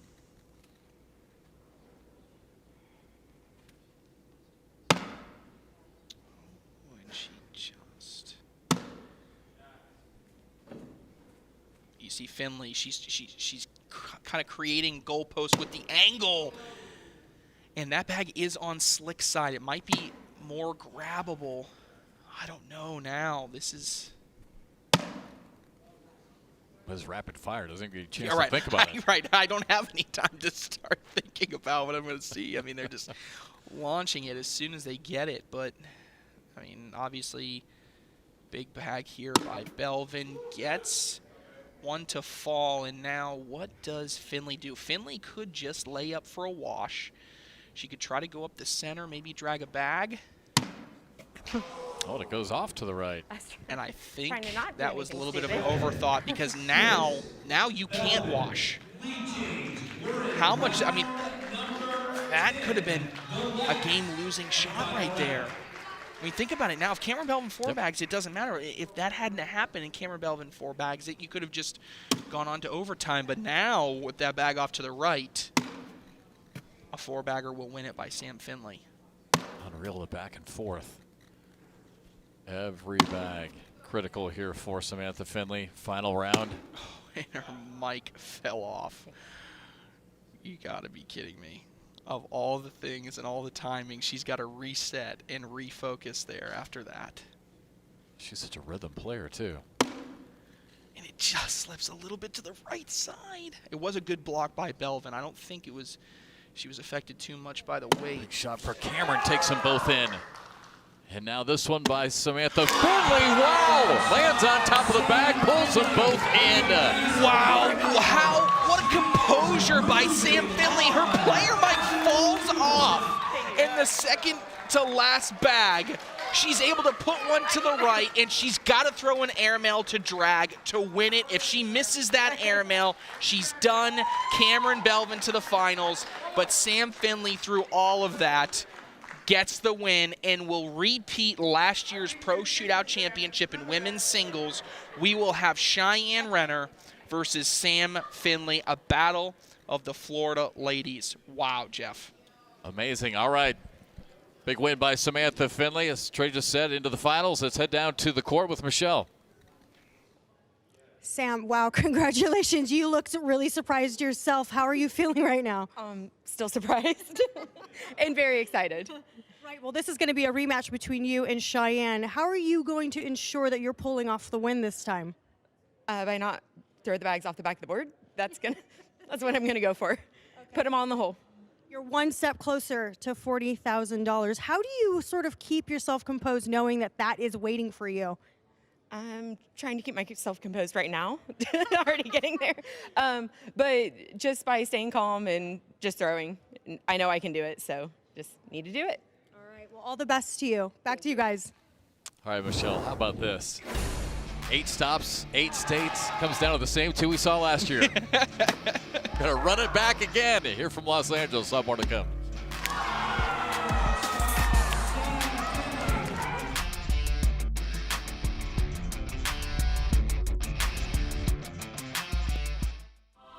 Roll that beautiful bean footage. Do the shark, the Superman, the bump, the hustle, the shuffle. You make me wanna dance. You make me wanna dance. Bush's Baked Beans, the sure side of a good time. We, the people of Johnsonville, being an American family-owned company since 1945, wish to challenge a national tradition. Burgers and hot dogs? We think it should be burgers and sausage. Where hot dogs kind of always taste the same, we make our sausage with 100% premium pork in dozens of full, juicy flavors. And isn't delicious variety the best part of freedom? So grill up some Johnsonville, America, because you can't even spell sausage without USA.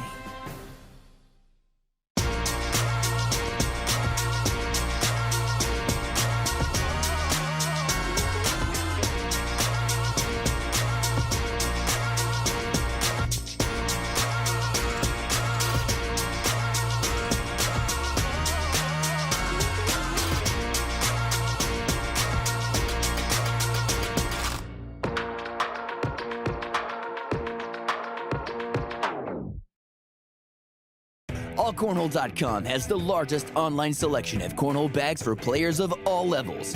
Through years of research and development, Allcornhole.com is the perfect bags for even pro-level players. With over 4 unique series to choose from, including Game Changers, All Slides, Slide Rights, and Steadies, you'll be sure to find the right bags to dominate the competition. Whether you're looking for bags for family gatherings, competitive league night, or the pro circuit, go to allcornhole.com to get the perfect boards and bags for you. In this house, we believe anyone can play and anyone can win. Where others have dropped the ball, the American Cornhole League has stepped up to the plate.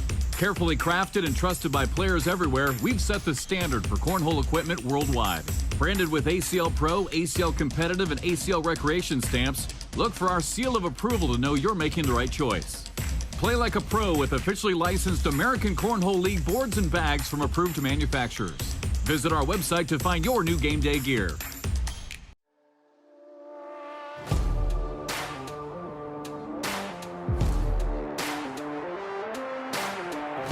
This is the one.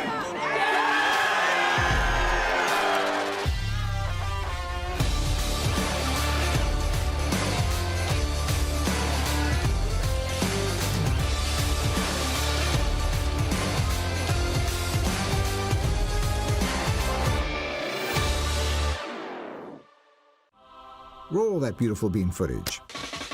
Do the shark, the Superman, the bump, the hustle, the shuffle. You make me wanna dance. You make me wanna dance. Bush's Baked Beans, the sure side of a good time. Roll that beautiful bean footage. Do the shark, the Superman, the bump, the hustle, the shuffle. You make me wanna dance. You make me wanna dance. Bush's Baked Beans, the sure side of a good time. We, the people of Johnsonville, being an American family-owned company since 1945, wish to challenge a national tradition. Burgers and hot dogs? We think it should be burgers and sausage. Where hot dogs kind of always taste the same, we make our sausage with 100% premium pork in dozens of full, juicy flavors. And isn't delicious variety the best part of freedom? So grill up some Johnsonville, America, because you can't even spell sausage without USA.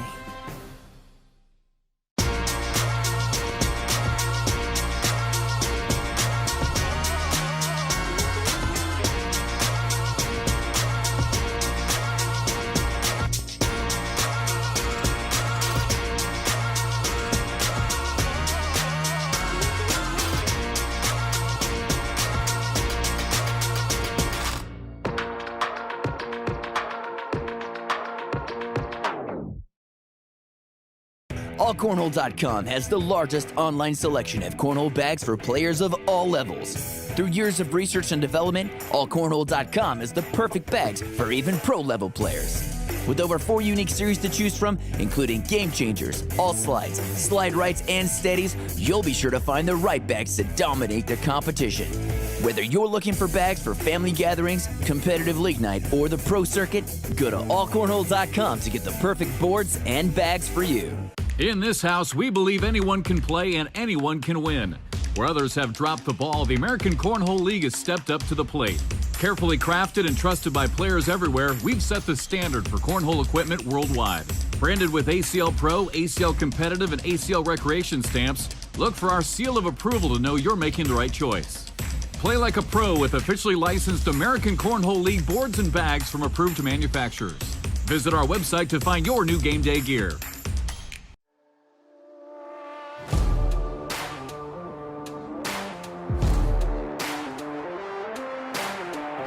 This is the one.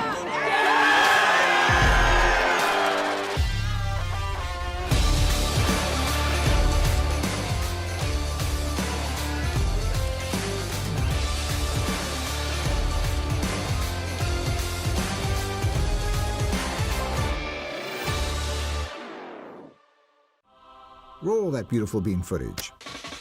Do the shark, the Superman, the bump, the hustle, the shuffle. You make me wanna dance. You make me wanna dance. Bush's Baked Beans, the sure side of a good time. Back here in the Hollywood Hills, we continue on in the men's singles bracket. Again, congratulations to Cheyenne Renner and Samantha Finley as they'll be into the women's singles championship. Beautiful look there at the Hollywood sign. Oh, there he is. There is Shamar Moore again in the house. Big event coming up in Airmail City on Sunday here in the LA area. All right, let's take a look at the men's singles bracket. Frank Modlin, Josh Holland, Ryan Smith, and Tanner Halbert. Look at those seeds all over the place. 8-5, 3-7. What the heck is going on today? Yeah, Jamie Graham and Alex Rawls, two players that you kind of expected a big run. I think Alex Rawls and Tanner Halbert was maybe a toss-up for a lot of people, but I think really the shock has been just Jamie Graham out early in this men's singles event. But Frank Modlin going head-to-head up against Josh Holland, two players both from the state of North Carolina, having to travel all the way out to LA to play each other. They probably played each other 50 times. And now they got to get all the way out here to LA in order to do it another time here, but a lot more stakes on it this time. How about those numbers, by the way, for Josh Holland? Number 7 in the world and a season PPR of 10.2. Not bad.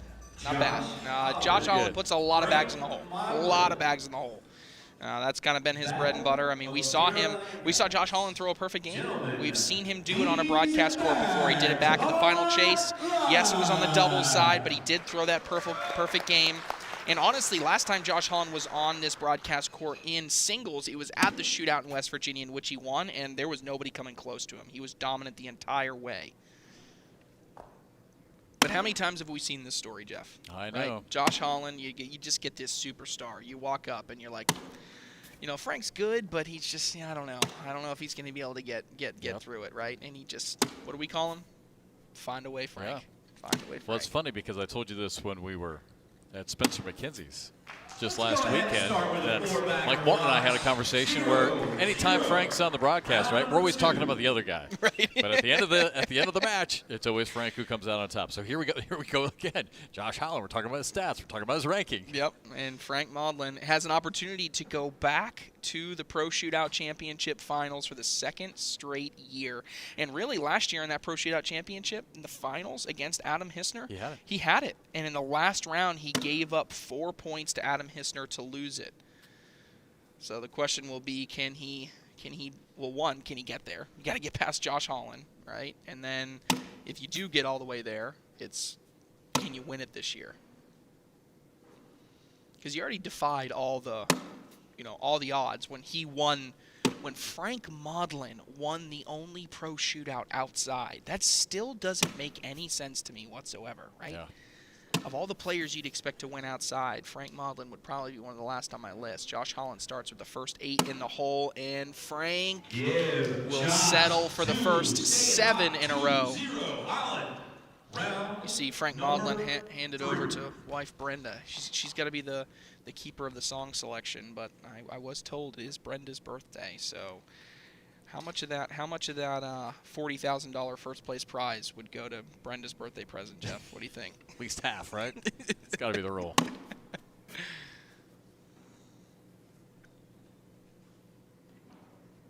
Round 3 of 10. Yeah, going back to Spencer McKenzie's, I actually would have thought maybe Damon Dennis, the only one more least likely. Right. Just because of that lofty bag into that 25-mile-an-hour wind.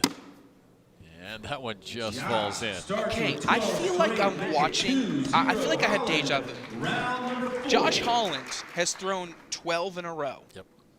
And he's up 2-0, right? Right now, normally, and I'm only resetting because because I'm just kind of seeing the same thing happen again. How many times would we be talking about in this situation? Wow, Josh Holland is absolutely in a zone, right? Nobody coming close, right? He just can't be beat right now. Oh, gosh. I mean, he is in a zone, but what I'm speaking to is the fact that Frank Modlin still finds himself in this game. Right.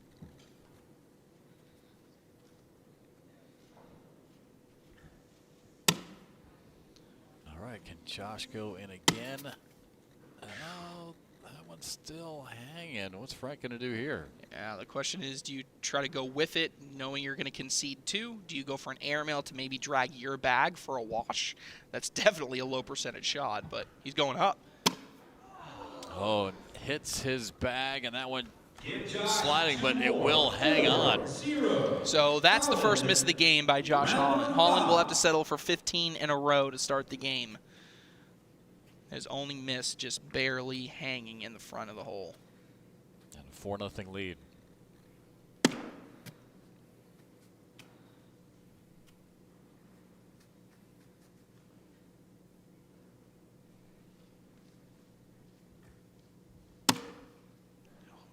Just that left side.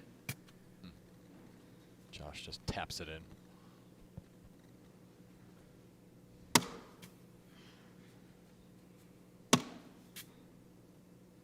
A battle of replacement bags here.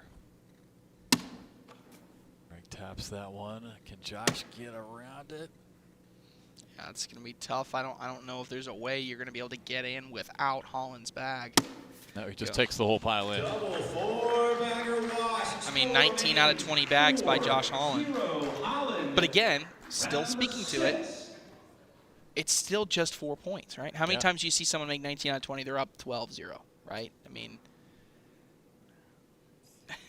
I'm telling you, Jeff, maybe I'm way overanalyzing this and Josh Holland runs away with this game, but I just feel like I'm in deja vu right now.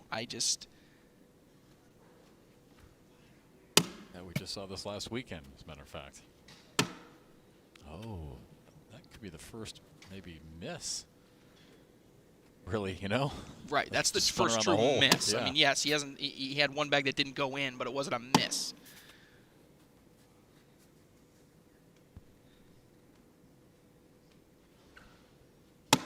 Oh my gosh, Trey, this could be exactly what you were just talking about. Frank's gonna go in here for a couple of points. Oh, he misses it instead to the left, so maybe put a check mark on that one. Yeah, so that's not characteristic of what we've seen Frank do previously. So what I would say is we got a little bit of a difference there, right? Normally, if find a way Frank, right, probably puts that in for a couple points.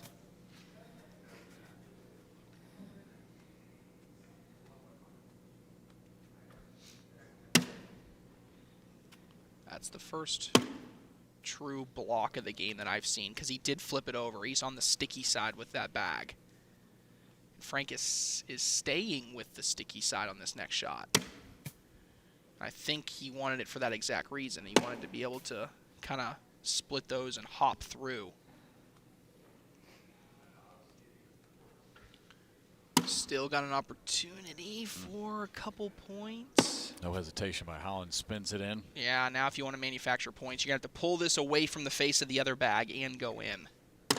Goes at it. Ooh, can't quite get it. They just stop short. Yeah, they're not going to go. 0, Holland. And with the way Holland's throwing, 6 feels like a really big lead right now. Still, though, again, back to your point. So Josh has only missed, in air quotes, 3 bags. Right.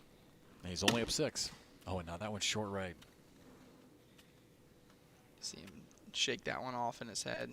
You got bags to play with, right? So if you're playing completely clean cornhole, every bag is essentially worth a differential of 2 points. Obviously, if you throw it off the board, it's 3. But clean cornhole, a differential of 2 points, 1 bag miss, you got essentially 3 bags that you can miss. The question becomes here, how quickly does Maudlin pull the trigger on an airmail? Does he try to get crafty with this next one and go around or block behind, or does he immediately pull the trigger? Immediately pulls the trigger and drags it in. And Holland does a great job of pulling that bag closer. I think on that airmail by Maudlin, you're being really picky at this point, but I think in a way Maudlin would have almost preferred that it. Wow, Josh Holland almost hit it too clean. I think although you wanted it intentionally to keep Frank's kind of block Frank. Exactly. Keep it there. Yeah, Frank was off the back.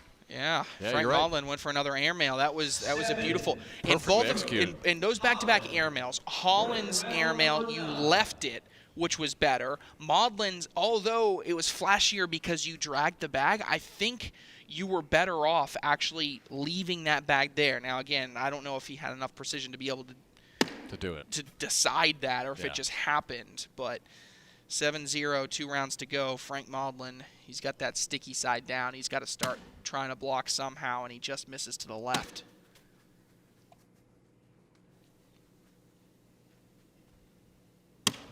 Oh, 2 off to the left now.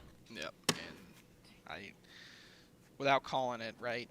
Yeah. Yep. 7-0 with a couple bags are already off to that left-hand side. Yeah, Josh throwing the way that he is. Perfectly down the middle. Frank tried hard to at least get one of those two on the left side back in. Can't do it, and Frank now just barely alive. Oh, find a way, Frank. Not going to find a way this time, Jeff. It'd be a miracle. It would be. Even for Captain America. Yeah. And one bag in the hole here by Josh Holland, and it is over. That's about as good as in. Yep.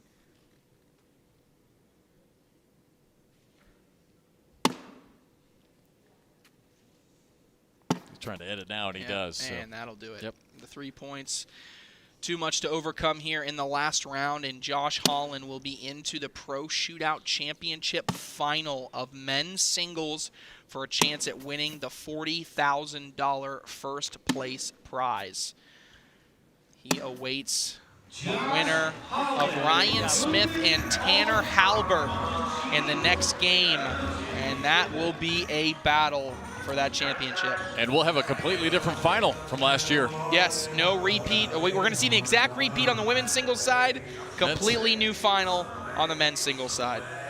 So Josh Holland, your winner, into the finals. And once again, let's go back down to the court as Michelle is standing by with Josh Holland.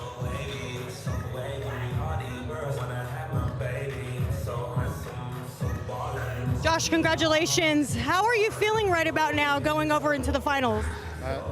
Really nervous. I think if I stay playing the way I am right now, I think I'll be fine. Can you say that again? Sorry.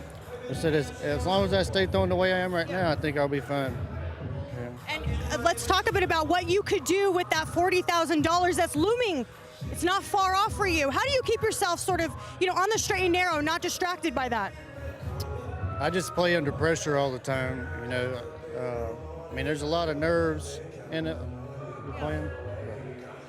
You've done so well in your rookie year. Are you even surprised yourself as to how well you've done? I figured it's probably about right. I mean, there was room for improvement for sure. I just keep finishing short right towards the end. But all right. Well, I wish you all the best. Back to you guys. All right, Michelle, again, Josh Holland having a terrific season and a big win over Frank Modlin.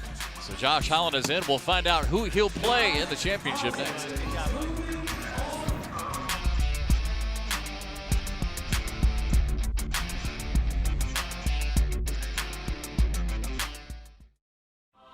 Roll that beautiful bean footage. Do the shark, the Superman, the bump, the hustle, the shuffle. You make me wanna dance. You make me wanna dance. Bush's Baked Beans, the sure side of a good time. We, the people of Johnsonville, being an American family-owned company since 1945, wish to challenge a national tradition. Burgers and hot dogs? We think it should be burgers and sausage. Where hot dogs kind of always taste the same, we make our sausage with 100% premium pork in dozens of full, juicy flavors. And isn't delicious variety the best part of freedom? So grill up some Johnsonville, America, because you can't even spell sausage without USA.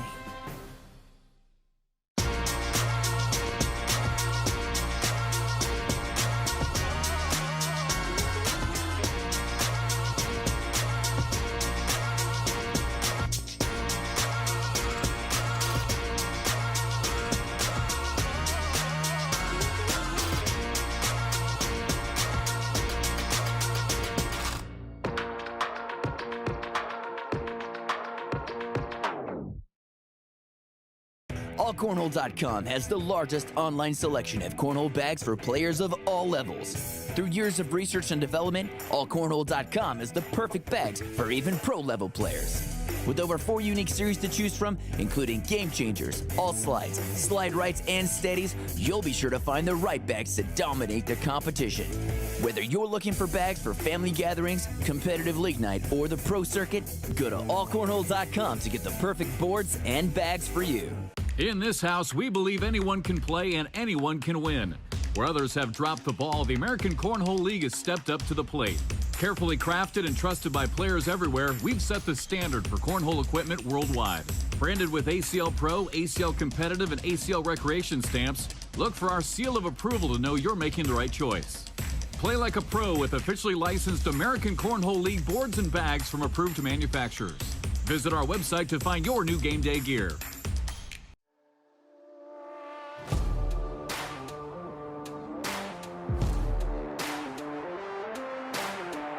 This is the one.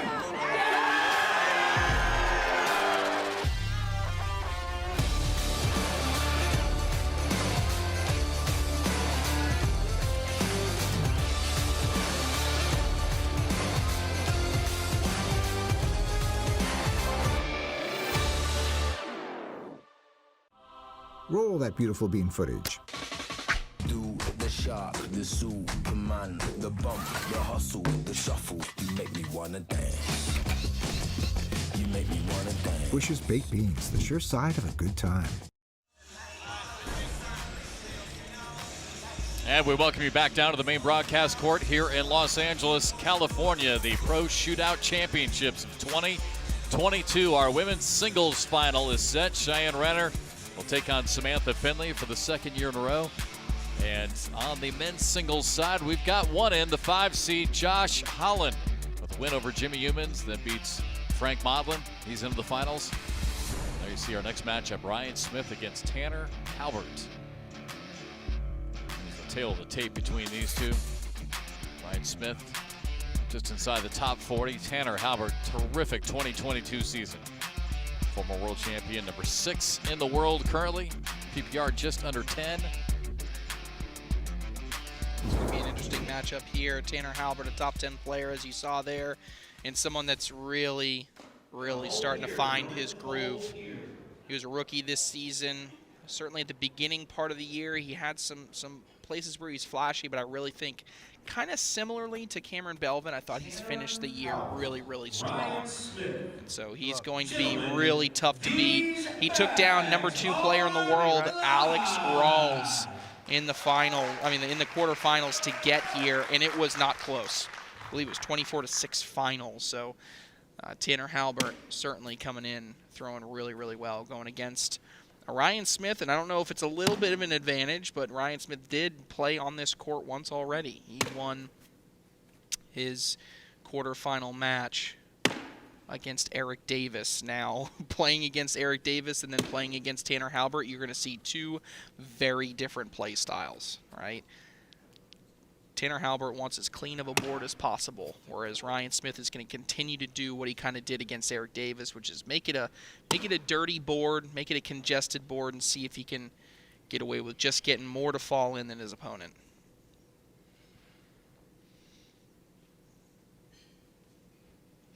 And Ryan tries to roll it into that little sliver on the right-hand side. Tanner Halbert, early 2-0 lead. If he wins, he would go on to take on Josh Holland in the finals, who we just saw.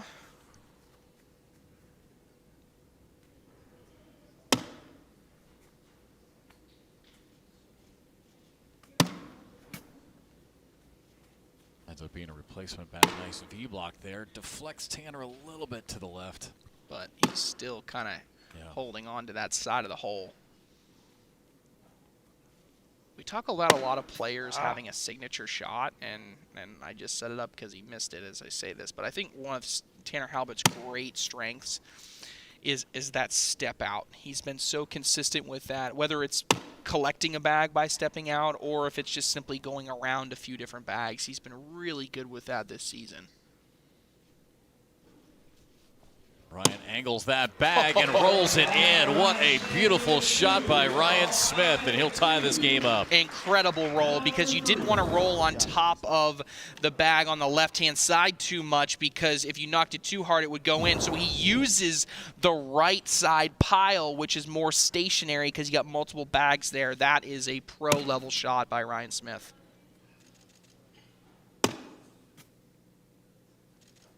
Round 3. Trying to get in front of the hole. See how Ryan deals with this. Takes them both in.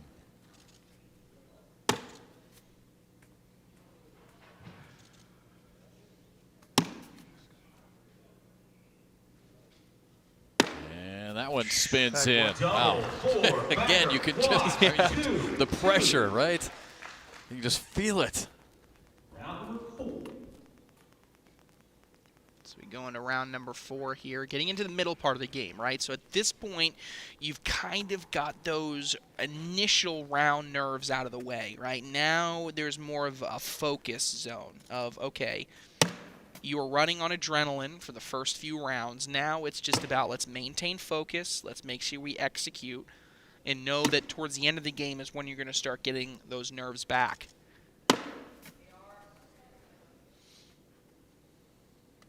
Ryan deflected off to the left.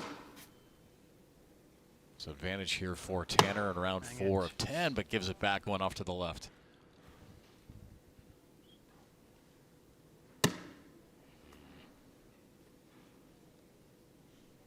Hear the grunt by Ryan Smith as Tanner getting aggressive here, but goes off the back of the board. Yeah, he went with the airmail there, and that ends up paying off. Sometimes you lay the block to force opponents into lower percentage shots. And again, on this men's singles side, we just had some quirky games. I mean, I'm not sure how many people would have pegged here in the round number 5, Ryan Smith having a point lead.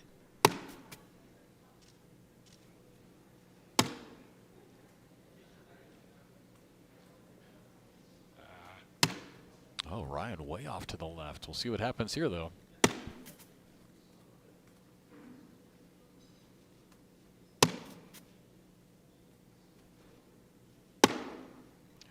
Again, for the second time in a row, Tanner gives it back.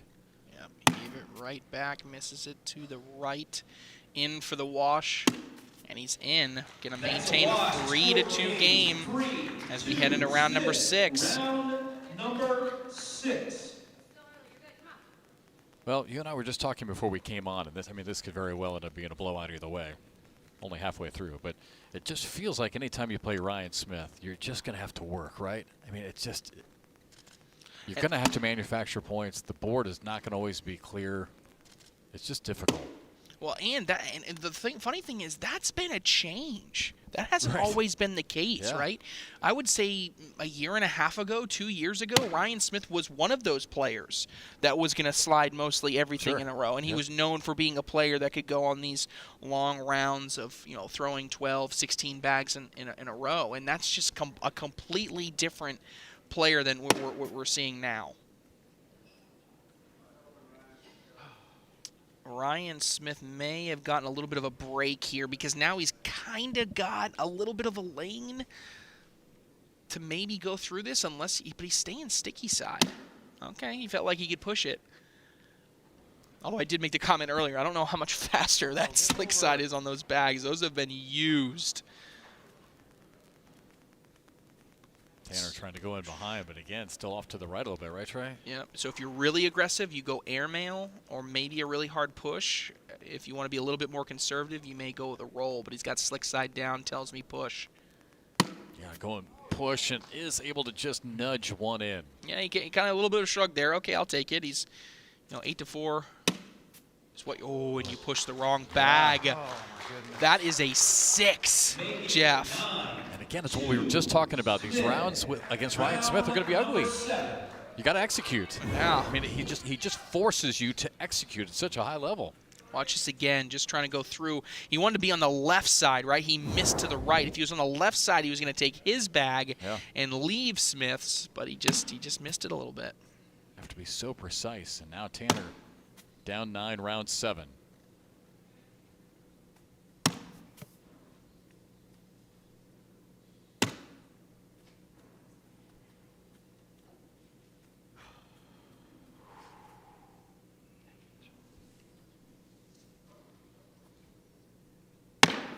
Rolls and flops right over the top and puts his bag right in front of Halbert's. I mean, that's an incredible push, but this bag just won't move. Like, if any other bag is in that place, I would say it's a picture-perfect push by Halbert, because I think everything goes. And he's frustrated just because he felt like he hit a perfect push right there. It just, at the last second, that bag was so sticky sitting in front that it just, now this does open the door a little bit. The only question is, I'm not sure if you're going to be able to get this bag. Mm-hmm. Smith goes at it hard. Oh, wow, gets 2 out of the 3. So not a terrible shot by Tanner Halbert to get the wash, and will still keep a 7-point game. No, it's a really solid push there. But as I said, I mean, that shows you how tacky those bags are that Ryan Smith is throwing right now. 3 rounds left. 7-point deficit. Josh Holland is in. Again, the winner of this will take on Josh for the championship. I wonder if that was a version of a block by Halbert. Yeah, he's putting a little more loft on it. Again, trying to just get in the way here of Ryan Smith. See if he can come up with a big round. Deflects him to the left here. All right, here's your opportunity. Got to score here, and that's a beautiful push. That's going to get you 2. Obviously, you need 7 over 3 rounds. 2 gets you at least in the right direction. Got to take advantage of it. And he does. He just banks it off of Ryan Smith's bag and in for 2 points. So, just like you said, Trey, just kind of chipping away. 2 more there to make it 9-4. Yeah, just chipping away, right? You don't need to get them all, right, in 1 round. You got 2 rounds to go, 5 points. 5 points you can score in 1 round. But you feel confident that, you got to feel confident that 5 points over 2 rounds is completely attainable.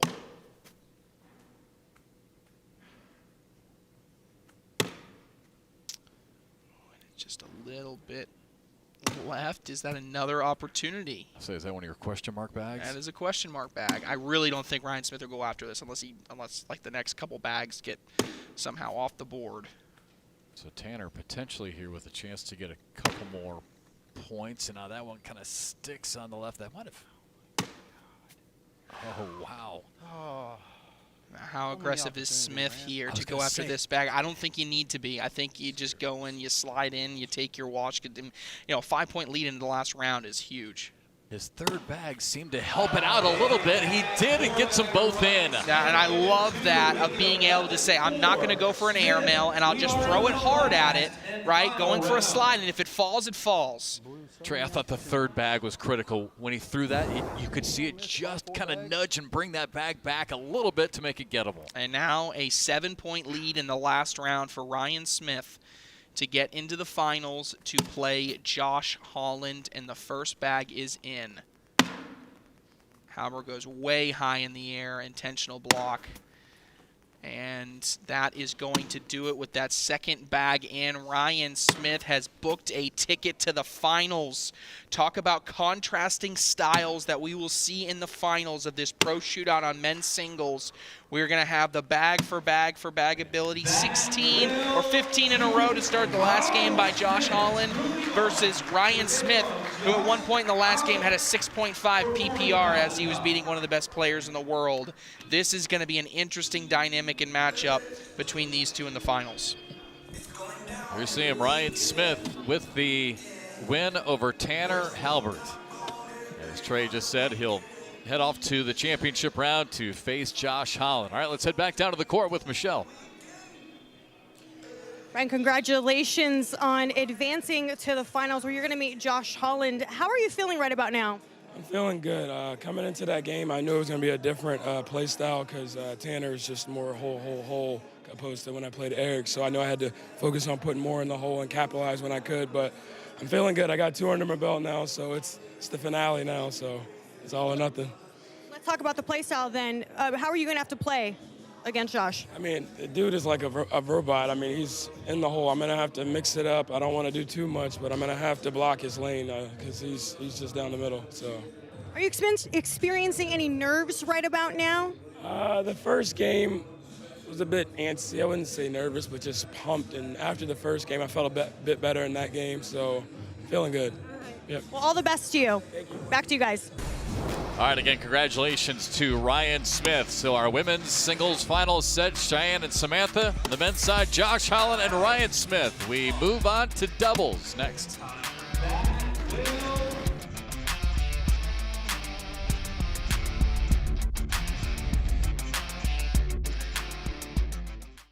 Safety check?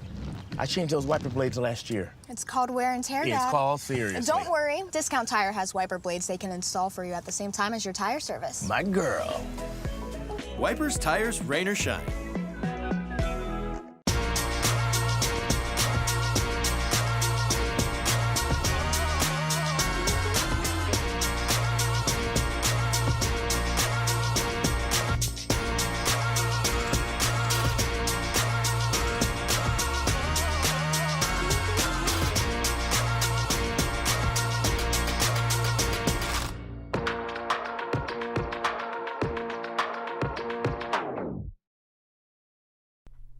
John. Son. John. Son. Johnville. Son. Johnville. Sonville. Johnville. Johnville. Johnville.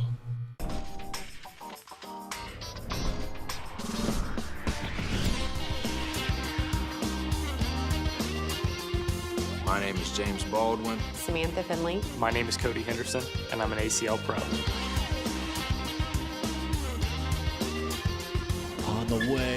What a shot! That's as good as it gets. The American Cornhole League. Anyone can play. Anyone can win.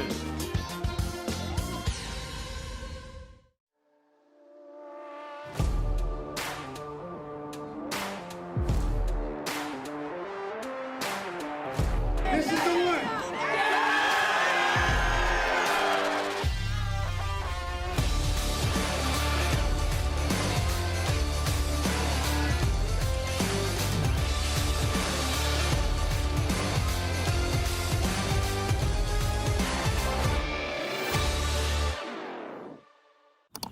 By buying and booking online at discounttire.com, we get the tires we want at a great price, and we get shorter wait times in the store. So we can sit back, relax, and chill. Get 30% shorter average wait time when you buy and book online at discounttire.com.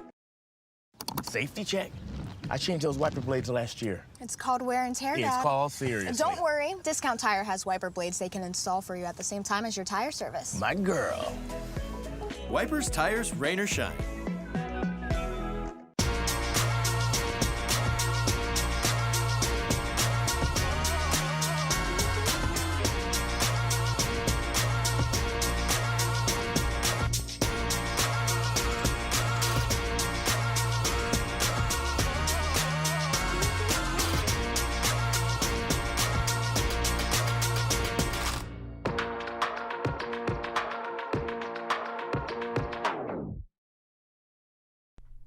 John. Son. John. Son. Johnville. Son. Johnville. Sonville. Johnville. Johnville. Johnville.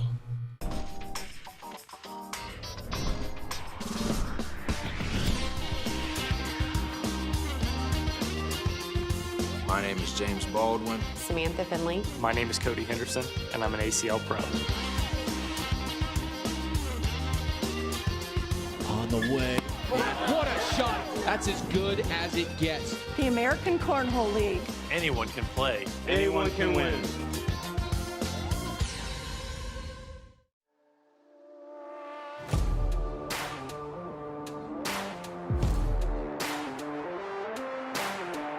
This is the one.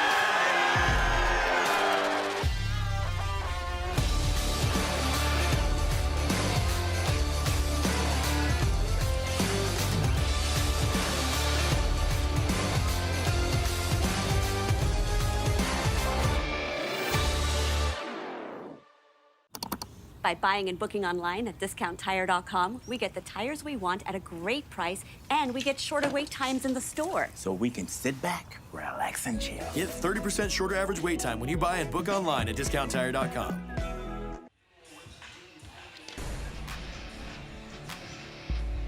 Back inside the Hilton Universal City here in Los Angeles, California, the 2022 ACL Pro Shootout Championship.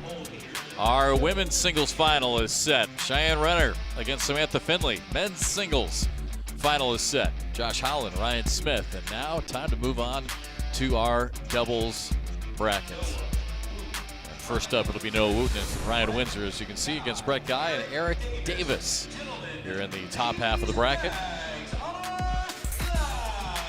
Brett Guy, Eric Davis, defending champs, number 12 ranked ACL doubles team of the world.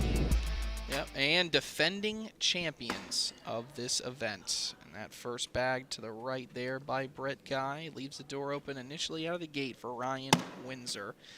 And he, at least out of the gate, takes advantage. So, yeah, I mean, this one is going to be, interesting just because Brett Guy and Eric Davis, obviously, they won this event last year. They defeat Matt Guy and Jamie Graham in the finals of the Pro Shootout Championship. What you want to do? Probably block. All right, sit on it. All right, you're going to see some talking here. So Windsor wants to block.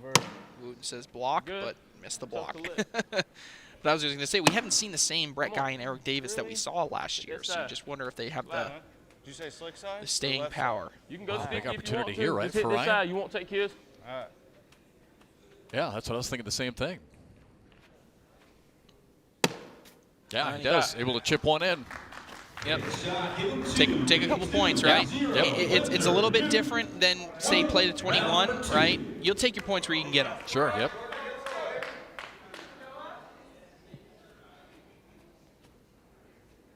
First bag here by No Wooten, and it is in.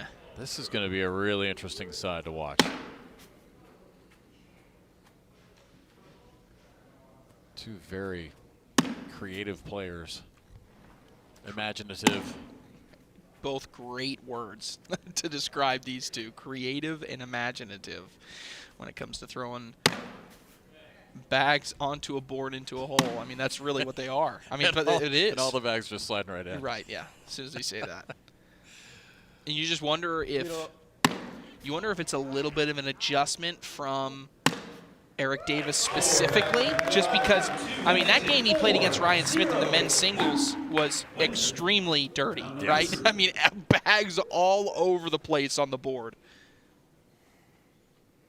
4-0 lead now for Windsor and Wooten.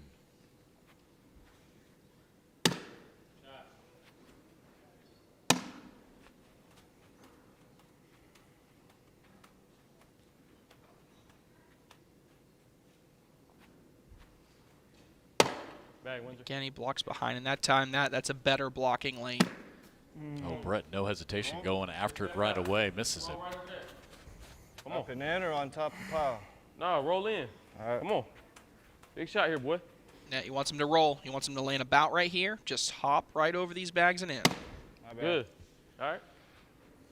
No, so that's all right. Brett goes for it again. Huh? Go get it. Airmail? Yeah. Yeah, now the tone has changed because this bag got closer, so now you need an airmail. That's what No Wooten's asking from Ryan Windsor. Throw me an airmail. Maybe we get a drag out of it. Give me one.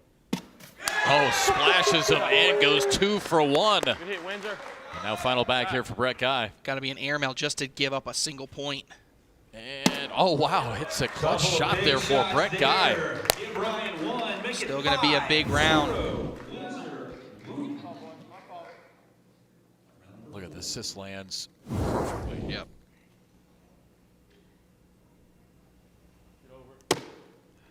Oh, and he missed it a little bit right.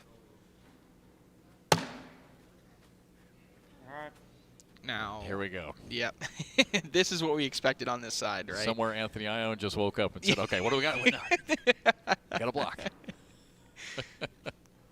Nope. And he comes too far across the face. Wow. This is not an easy push, though. I mean, it's a long way to push this bag. Yeah, but we talk about him doing this all the time. All right. Ooh, Yeah, he and didn't he like it, catches went too too far much right. of it. This is a tough situation, right? Because you want to go in just to start scoring, but if you go in, you may give up. I mean, you may give up more points just simply because Eric Davis has a lane now. I mean, this is the bread and butter of Eric Davis. This is what you expect, right? This is a really difficult shot, but and this bag's on the slick side. Still 2 bags left in the hands of Eric Davis.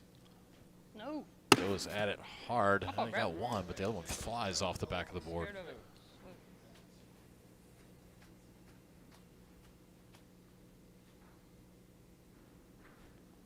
Oh, and he's off that backside there, and now Davis goes with a push here. If he can get the bag in his hand and the bag on the board both to go in, it would be a 9 minus 4 round. It would be 5 points and tie up the game. Hammers it, gets one, but he knocks 2 of Noah's bags off. Yeah, so it's going to be the same result. 5-point round. That was a weird way to get a 5, but it worked. I mean, 5. it's kind of like an and 2, I guess, but he kind of pushed a different bag in and knocked 2 off. I mean, that was a weird ending to a round.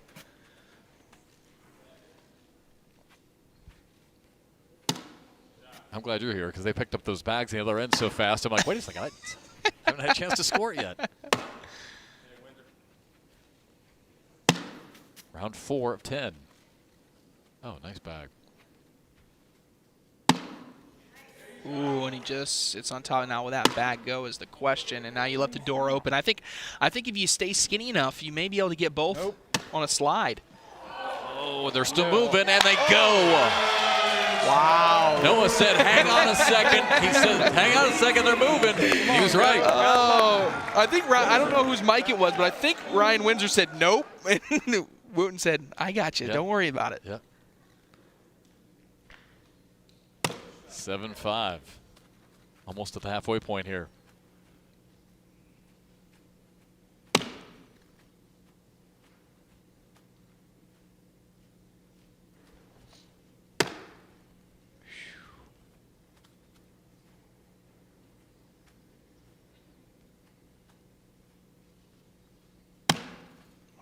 To roll. Yeah. And now do we see the same thing from Wooten? Is he going to try one of these little rolls over or maybe a cut? Yeah, it looked like he was trying to roll it and can't bring it back. I mean, that's kind of his money shot, right? Going right to left. Just threw it a little bit too hard. Good bag. Nice bag by Eric Davis.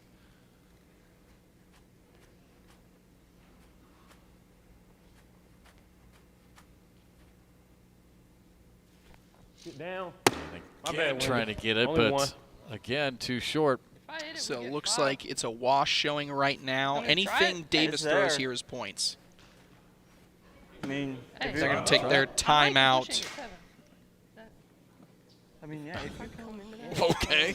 You can push it around. Did he just say I might be able to push this to get 7? Like a push that, I mean, like a bounce, but if it hits right here, if that one falls and my 2 go over it, we get 7. I mean, I'd rather you push than airmail it, I got because even if you still don't go, we still get 1. I'll just try and bump it in, but I'm So you gonna try a penguin? Because if we can't get 7, yeah, come on, come on. He's going to try to put, I'm not kidding. He's going to try to push this bag, have them bunch up, roll over this, and have both go with those sitting in front to get 7 points. Yeah, Jeff, you couldn't see it, but Jeff just looked at me like, excuse me? One eyebrow up. All right, you know, I'm all shut up. Here we go. I told you, I'm not making comments about this guy anymore. Oh my gosh. Hey, we got 3. Goes 2 for 1. Holy cow. He didn't do exactly what he was going to say, but, I mean, that's Eric Davis. That's why. I mean, what? Yeah. You just never know. He's just never out of it. The airmail would have been a better option if you could drag it. You'd have got 5 out of it instead of just 3, but still, the guy is just a magician. 8-7 lead.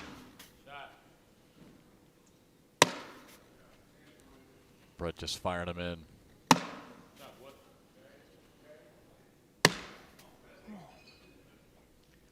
And if he can, I think this is going to go no matter what. It does. Big shot for Ryan Windsor. So double 4-bagger wash here in round 6. Yep. Round number 7, 8-7. Davis, round number 8, 3 rounds. Oh no, round number 8. Sorry, right here. I hadn't updated on my scoreboard.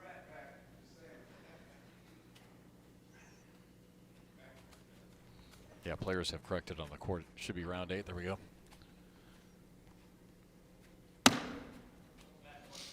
Nice block right in front for Noah to look at.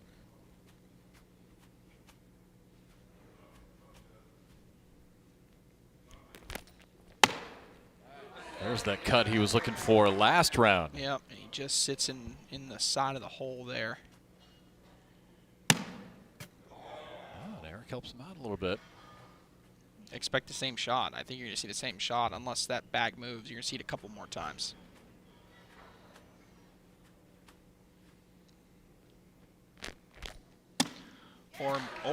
Well, I don't hate it. I mean, it's aggressive, but he just wanted to clean it all up. He said he thinks he has the advantage now. He thinks he's, because that bag, he doesn't think that Davis is going to be able to go after it and get it. He didn't want to have to risk missing a roll. Eric Davis already getting all set up. Stepping way out to Noah. Goes deep off the back of the board. Eric wants them all. Yeah, huge shot. If you did it, you'd guarantee 3. If you were able to get all of these. He's going slick side. No, I missed it. Oh, Brett. Gets one in. He knew he missed it. And now you can go in for a lead change.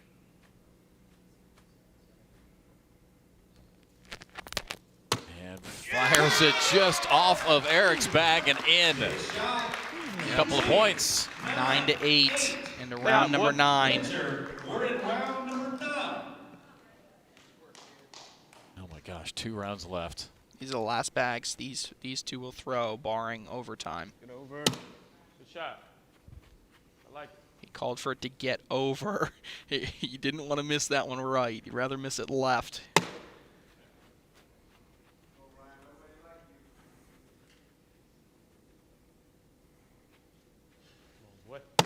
Holzer collects. What a push. Oh, Brett helps himself out a lot there. Yes, and you caused some congestion there in the front of the hole. Yep. All good. Ooh, you can take the lead right back if you can get all of these. Big third bag. And he does take them all in. Not bad. Good finish, boy.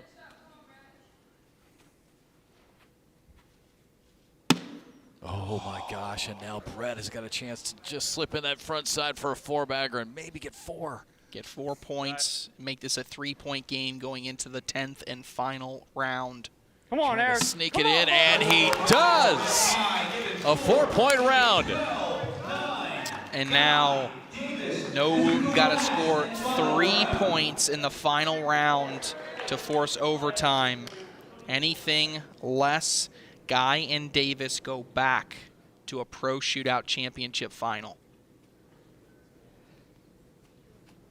And Davis with first bag. Oh my gosh, off to the left. I don't know if he was trying to block on purpose. Why don't you just go in with a 4-point lead, or 3-point lead? Yeah, Noah spins it in. All right, here we go. That's at least 2 after the first couple of bags. There's one in.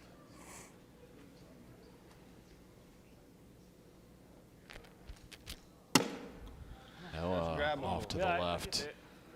Yeah, it's not great, but you may be able to get it without taking that one. Just go in here if you're Eric. Well. You're all right. And now that's what he didn't want to do. Yeah. They're going to take their time out. You've created a lane here, which is what you're worried about if you're Guy and Davis. You can get 4 right here, right? Again, going back to that first bag, Trey. And take both of yours. Come on, goat. All right, here's your. That's what he said. Here's what we got made fun of. What did I say? The pulley bush, right? This right. is what you're trying, right? You're trying to go hard at this one, go in, take your white bag, and hopefully push this one far enough out of the way that Eric Davis cannot go get it. Massive shot by Noah Wooten.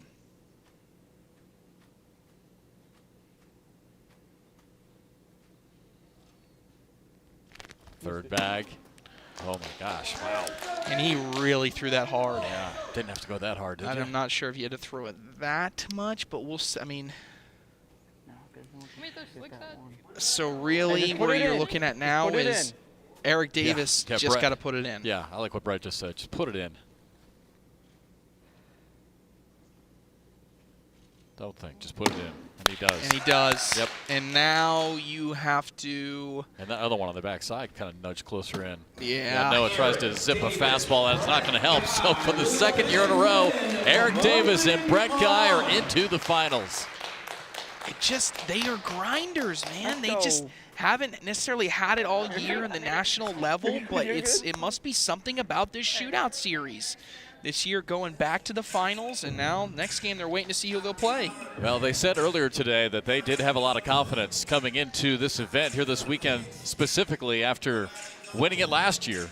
And let's head down to Michelle standing by with the winners. Guys, you are one step closer to taking it for 2 years in a row. How are you feeling right about now? I'm feeling pretty confident the way we're throwing. As long as we keep our heads right and keep their body relaxed, we should be good. The same thing. I just got to stay relaxed because I struggled with that game, but hopefully I can get it under control next game. Well, it's hard to talk about strategy because we don't know who you guys are going to face in the next round. But just as a team as a whole, how important is your communication with one another and also, kind of keeping each other, I guess from not exuding so many nerves? Yeah, we normally just only talk to each other when the other one asks for it. Other than that, we just let the other player play their game. I mean, it works, so we just try to hold our own in and hope it works out. And sometimes it does, sometimes it doesn't, but it's working out today. All right, well, let's see who you guys are going to end up facing coming up next. All right, back to you guys. All right, Michelle, again, congratulations, Eric Davis, Brett Guy for the second straight year into the championship and a chance to win a whole lot of money.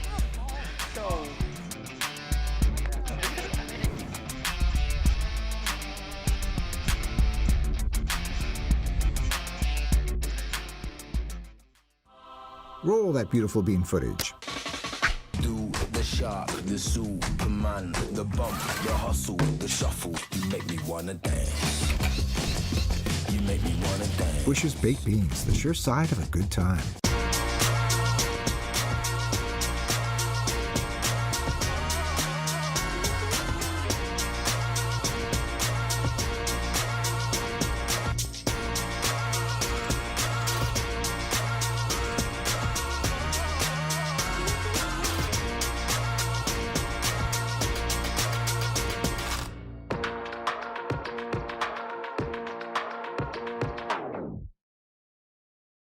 There are 256 ACL pros, but there is only one ACL legend. I haven't seen that dude in 10 years. I heard he was living in Tibet. Semi-seclusion in Bolivia. I thought he was in jail. Or maybe dead. He's half man, half myth, all cornhole. He was playing cornhole before there was corn or holes. That guy's his own doubles partner. He is cornhole. Stevie, the legend, lives on. It's gonna smell like grilling out there, America. Hamburgers and hot dogs mostly. At Johnsonville, that breaks our hearts. Because our family-owned company has been making sausage in Johnsonville, Wisconsin since 1945. How can hamburgers and hot dogs be our national tradition when you can't even spell sausage without USA? So exercise your right to mix it up, grillers, and throw on some Johnsonville sausage. Because freedom is delicious.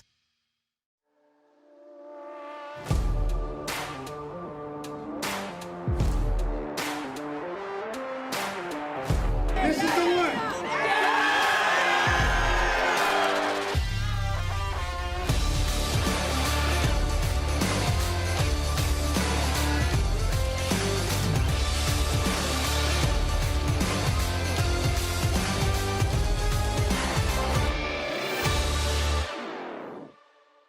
AllCornhole.com has the largest online selection of cornhole bags for players of all levels. Through years of research and development, AllCornhole.com is the perfect bags for even pro-level players.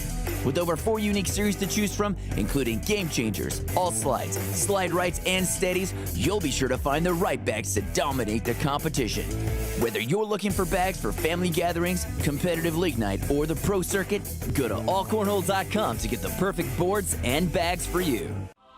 Roll that beautiful bean footage. Do the shark, the Superman, the bump, the hustle, the shuffle. You make me wanna dance. You make me wanna dance. Bush's Baked Beans, the sure side of a good time. Back here in Southern California, some beautiful shots of the coastline. We are here in the Hollywood Hills area at the University City Hilton Hotel for the Pro Shootout Championship. Again, prize purse, total money $500,000 as we move along. Live coverage here in the Pro Doubles semifinal. Eric Davis, Brett Guy are in. And they'll face the winner of this next matchup. Ryan Smith, Philip Lopez Jr. against Trey Birchfield and Alex Rawls. Yep. This is gonna be a great one. So when we're looking at this one, this turned into Ryan Smith and Philip Lopez when they won that second Pro Shootout of the summer. Everybody was going, what? Because Ryan Smith and Philip Lopez are not doubles partners, right? Philip Lopez partnered with #1 player Mark Richards, and it was kind of like, okay, now what does Mark Richards do? And he ended up going on to win a doubles shootout alongside Steven Bernasset, but this is an opportunity for them to get together. And I think the biggest storyline here, obviously, in this one is can Ryan Smith kind of complete or at least participate in the double dip, right? Can he possibly get into the finals of both men's singles and doubles? Just block. Trey Birchfield with some indecision here. How good was Trey? You think you can come through here, like not like hard, slick, but like sticky, just try to get up in there? Or just sit here. Just if you block, just make sure you get on this side.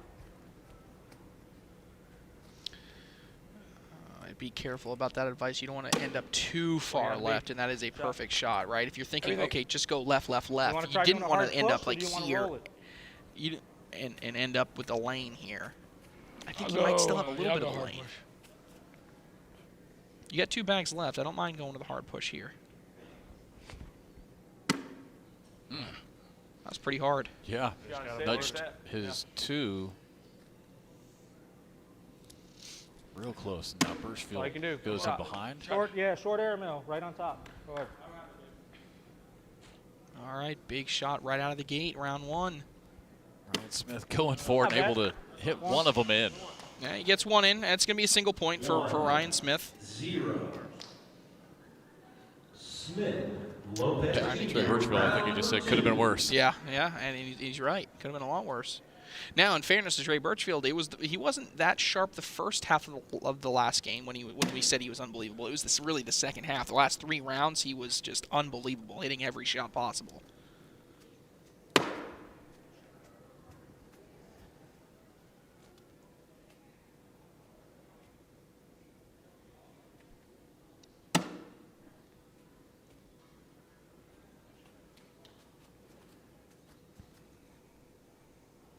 See if Rawls immediately pulls the trigger or not. He went with a little roll himself.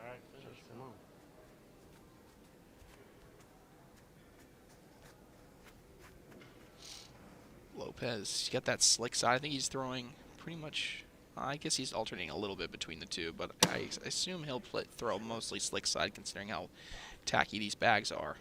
Think if I come from the side or block, or you could try to come slick right into here or just block this one, I'd say. I get what you're doing, but in a way, I just don't see block? Philip Lopez being able to push this bag in front, even with the slick side, how sticky they are. I just don't. And so, because of that, I think I would have preferred just going straight with an airmail immediately. Yeah, but because I say let him do it. All right.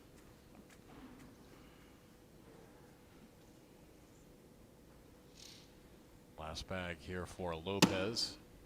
All right, he's not messing with it. Nope.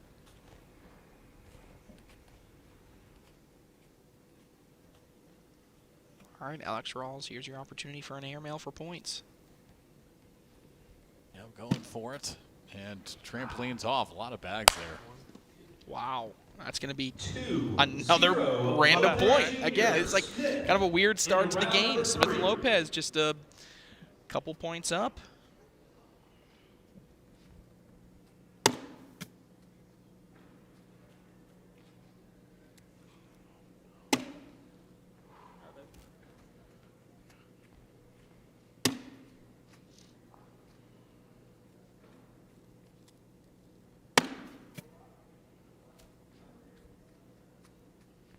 collect that one. Oh, goes a little too far left. Yeah.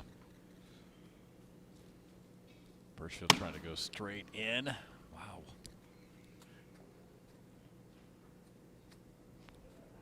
And Smith right up the middle. Trey's bag really wants to come in. I just don't know if he has enough time. Oh, and that one. And I can't tell. He threw that one really high in the air, but it ended up short of the hole. So I'm not sure if he was going for a slide that was just kind of trying to cause a lot of vibration to see if that bag would fall, or if he actually went for an airmail that he really just missed that short. Round 4 of 10.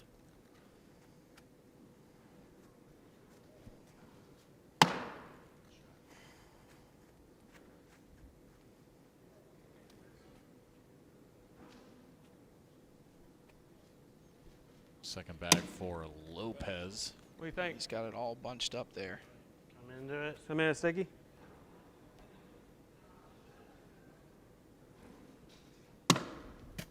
Gets one to fall, and now the question just comes.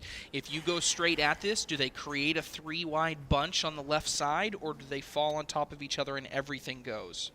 That's going to be the question of the round. Oh, my gosh. Beautiful. Lopez. Exactly what you wanted. Even though, fine. And he still has a foot in the water with his third bag. Right, and don't even worry about that bag on the left-hand side, right? This is a really tough collect there by Alex Rawls. He's having to go get his own bag. And right now, you're up 6-0. You're in round number 4. If you end up with a 10-10 wash, great. I mean, you don't need to do anything crazy here. This is totally gettable, though, for him on the left side, isn't it? Not bad. Yeah. He says my bad, but you know I'd consider that a win, to be honest with you. Right? You walk out with a 10-point wash. Yeah. All right, fine. Fine. Well, like you said, a wash is a win at this point. Baby. Got 5 rounds. Only 6-0. 6-0 lead. Come on.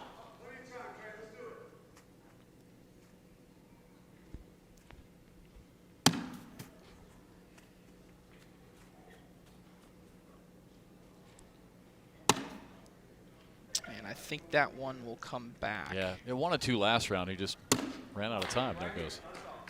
So now Birchfield opportunity here. All right, a 4-bagger going to guarantee points here for Birchfield and Rawls. Well, like you mentioned earlier, we'll see if Trey heats up for the second half. Right, like he did back in the quarterfinals. Exactly, right. It was about this point where he really started making everything he threw. First 3 are in, and this to get on the board here in round number 5, and it is good. So clutch shot for Trey Birchfield to try and get heat, and Rawls back in it. Go, Alex. We ain't out. All right, we're halfway through the game now.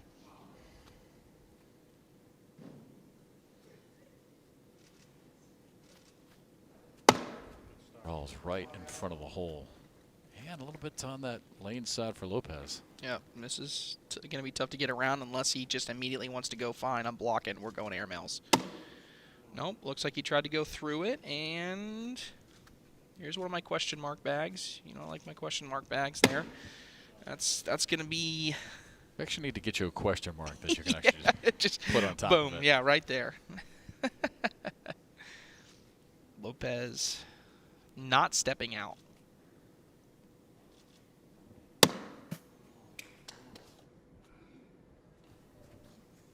Birchfield clapping his hands. Likes the opportunity that has presented itself here for his partner. All right, finish.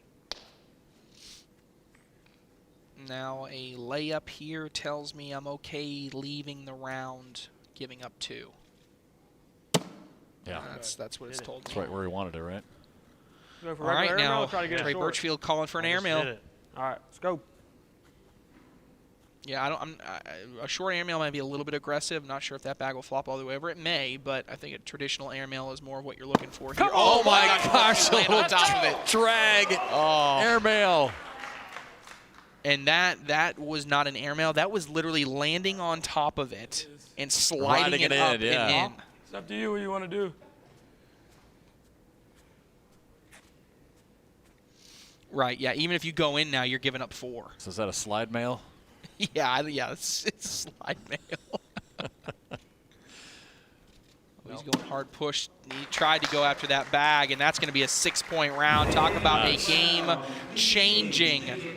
I don't even know what to call this. A short, really short airmail. I mean, that thing. Shotgun rider. I don't know what you do. That's amazing.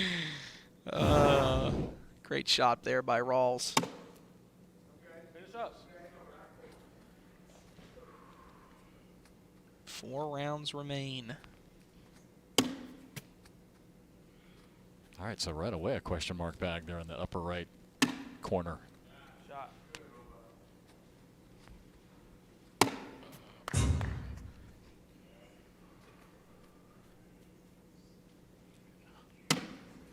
Oh my gosh! Hey, finish up. Wow. What you can do. Finish up. Ryan Smith goes at it, speeds right past his own bag. No, short. Oh, he left it short. You all right? My bad, Alex. Boy, can he get this in? He can! No. What a shot for Ryan Smith, and that's going to be 6. Watch this again by Ryan Smith. Flips it over, slick side, collects them both, gets the 6 right back. 12-8, 3 rounds left.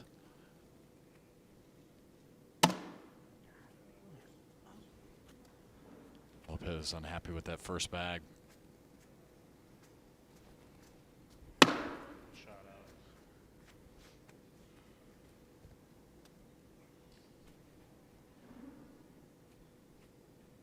Now Lopez, he stays up the center, goes with it.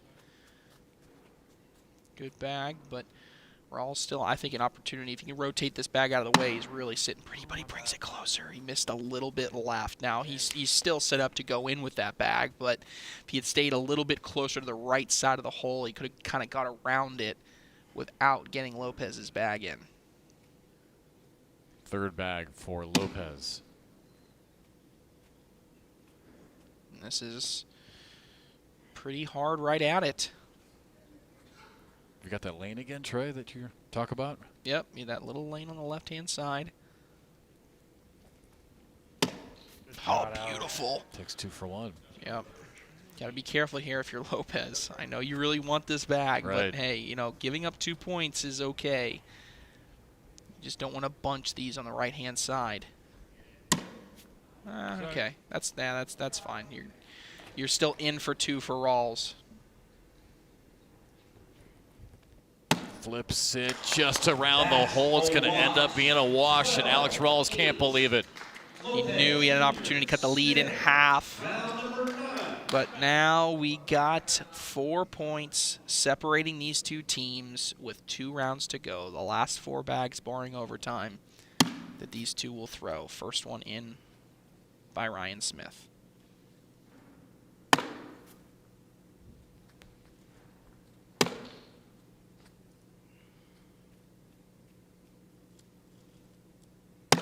Birchfield sneaks around it. What a bag to sneak around.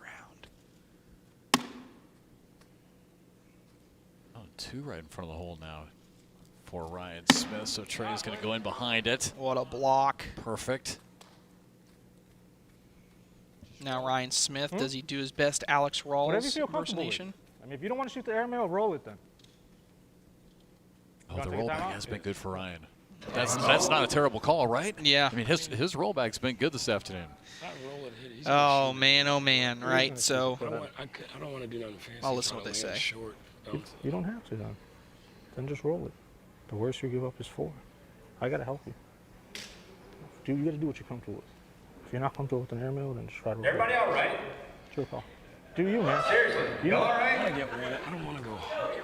Really quiet. Too risky. I don't want to sacrifice the bag. Okay, like airmail or roll it?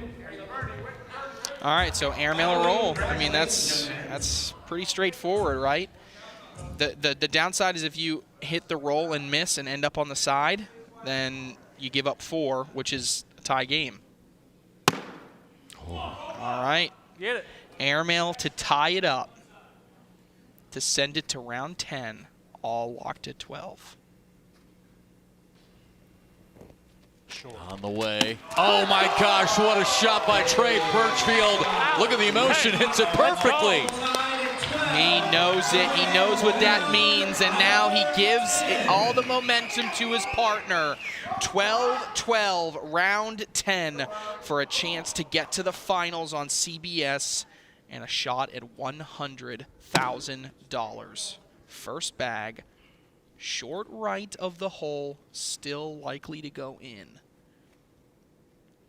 First bag for Lopez. The last thing he said to Ryan Smith was, just do what you're comfortable with. He said, I got to be able to help you. I got to help you is exactly what he said. And now we're in an interesting situation.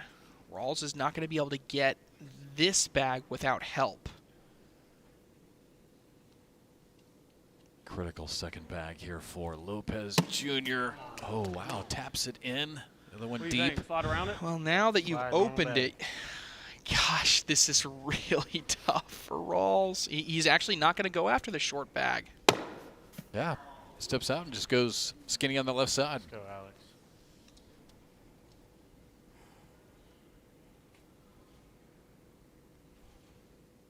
Lopez off to Right the left. here. Slide in. Make him out. All right, here you go. This is your opportunity, right? Yep, this is your opportunity.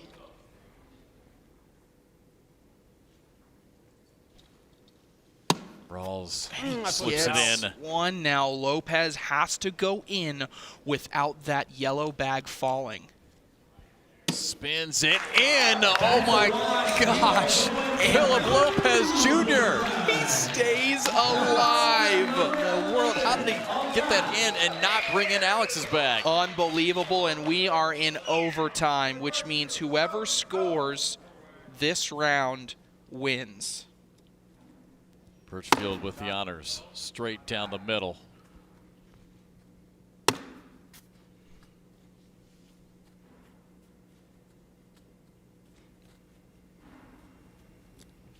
Second bag is in.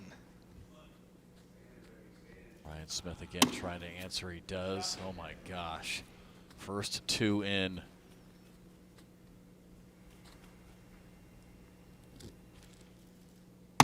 That one's in. Go. Trey. Oh, and Ryan Smith is too deep. Trey Birchfield will have a chance. Slide for the win. And it is in! Trey Birchfield and Alex Rawls are into the championship. Trey Birchfield in the last two games put the team on his back in the second half of the games to get to the finals.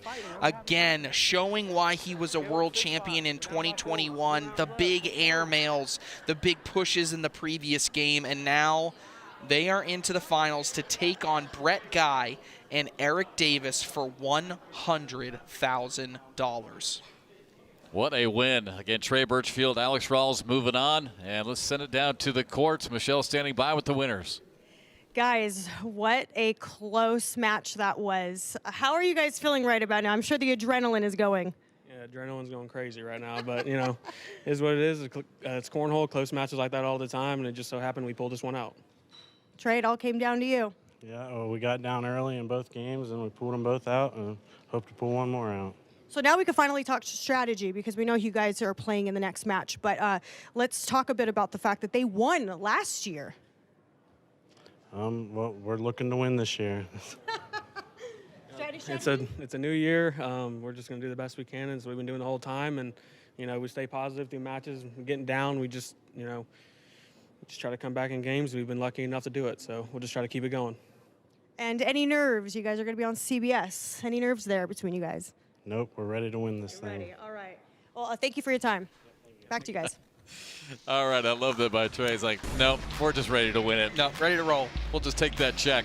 All right, speaking of the CBS broadcast, it'll be on Sunday at 1 Eastern. Look at these matchups, Trey. Women's singles final, Samantha Finley, Cheyenne Renner, Josh Holland, and Ryan Smith.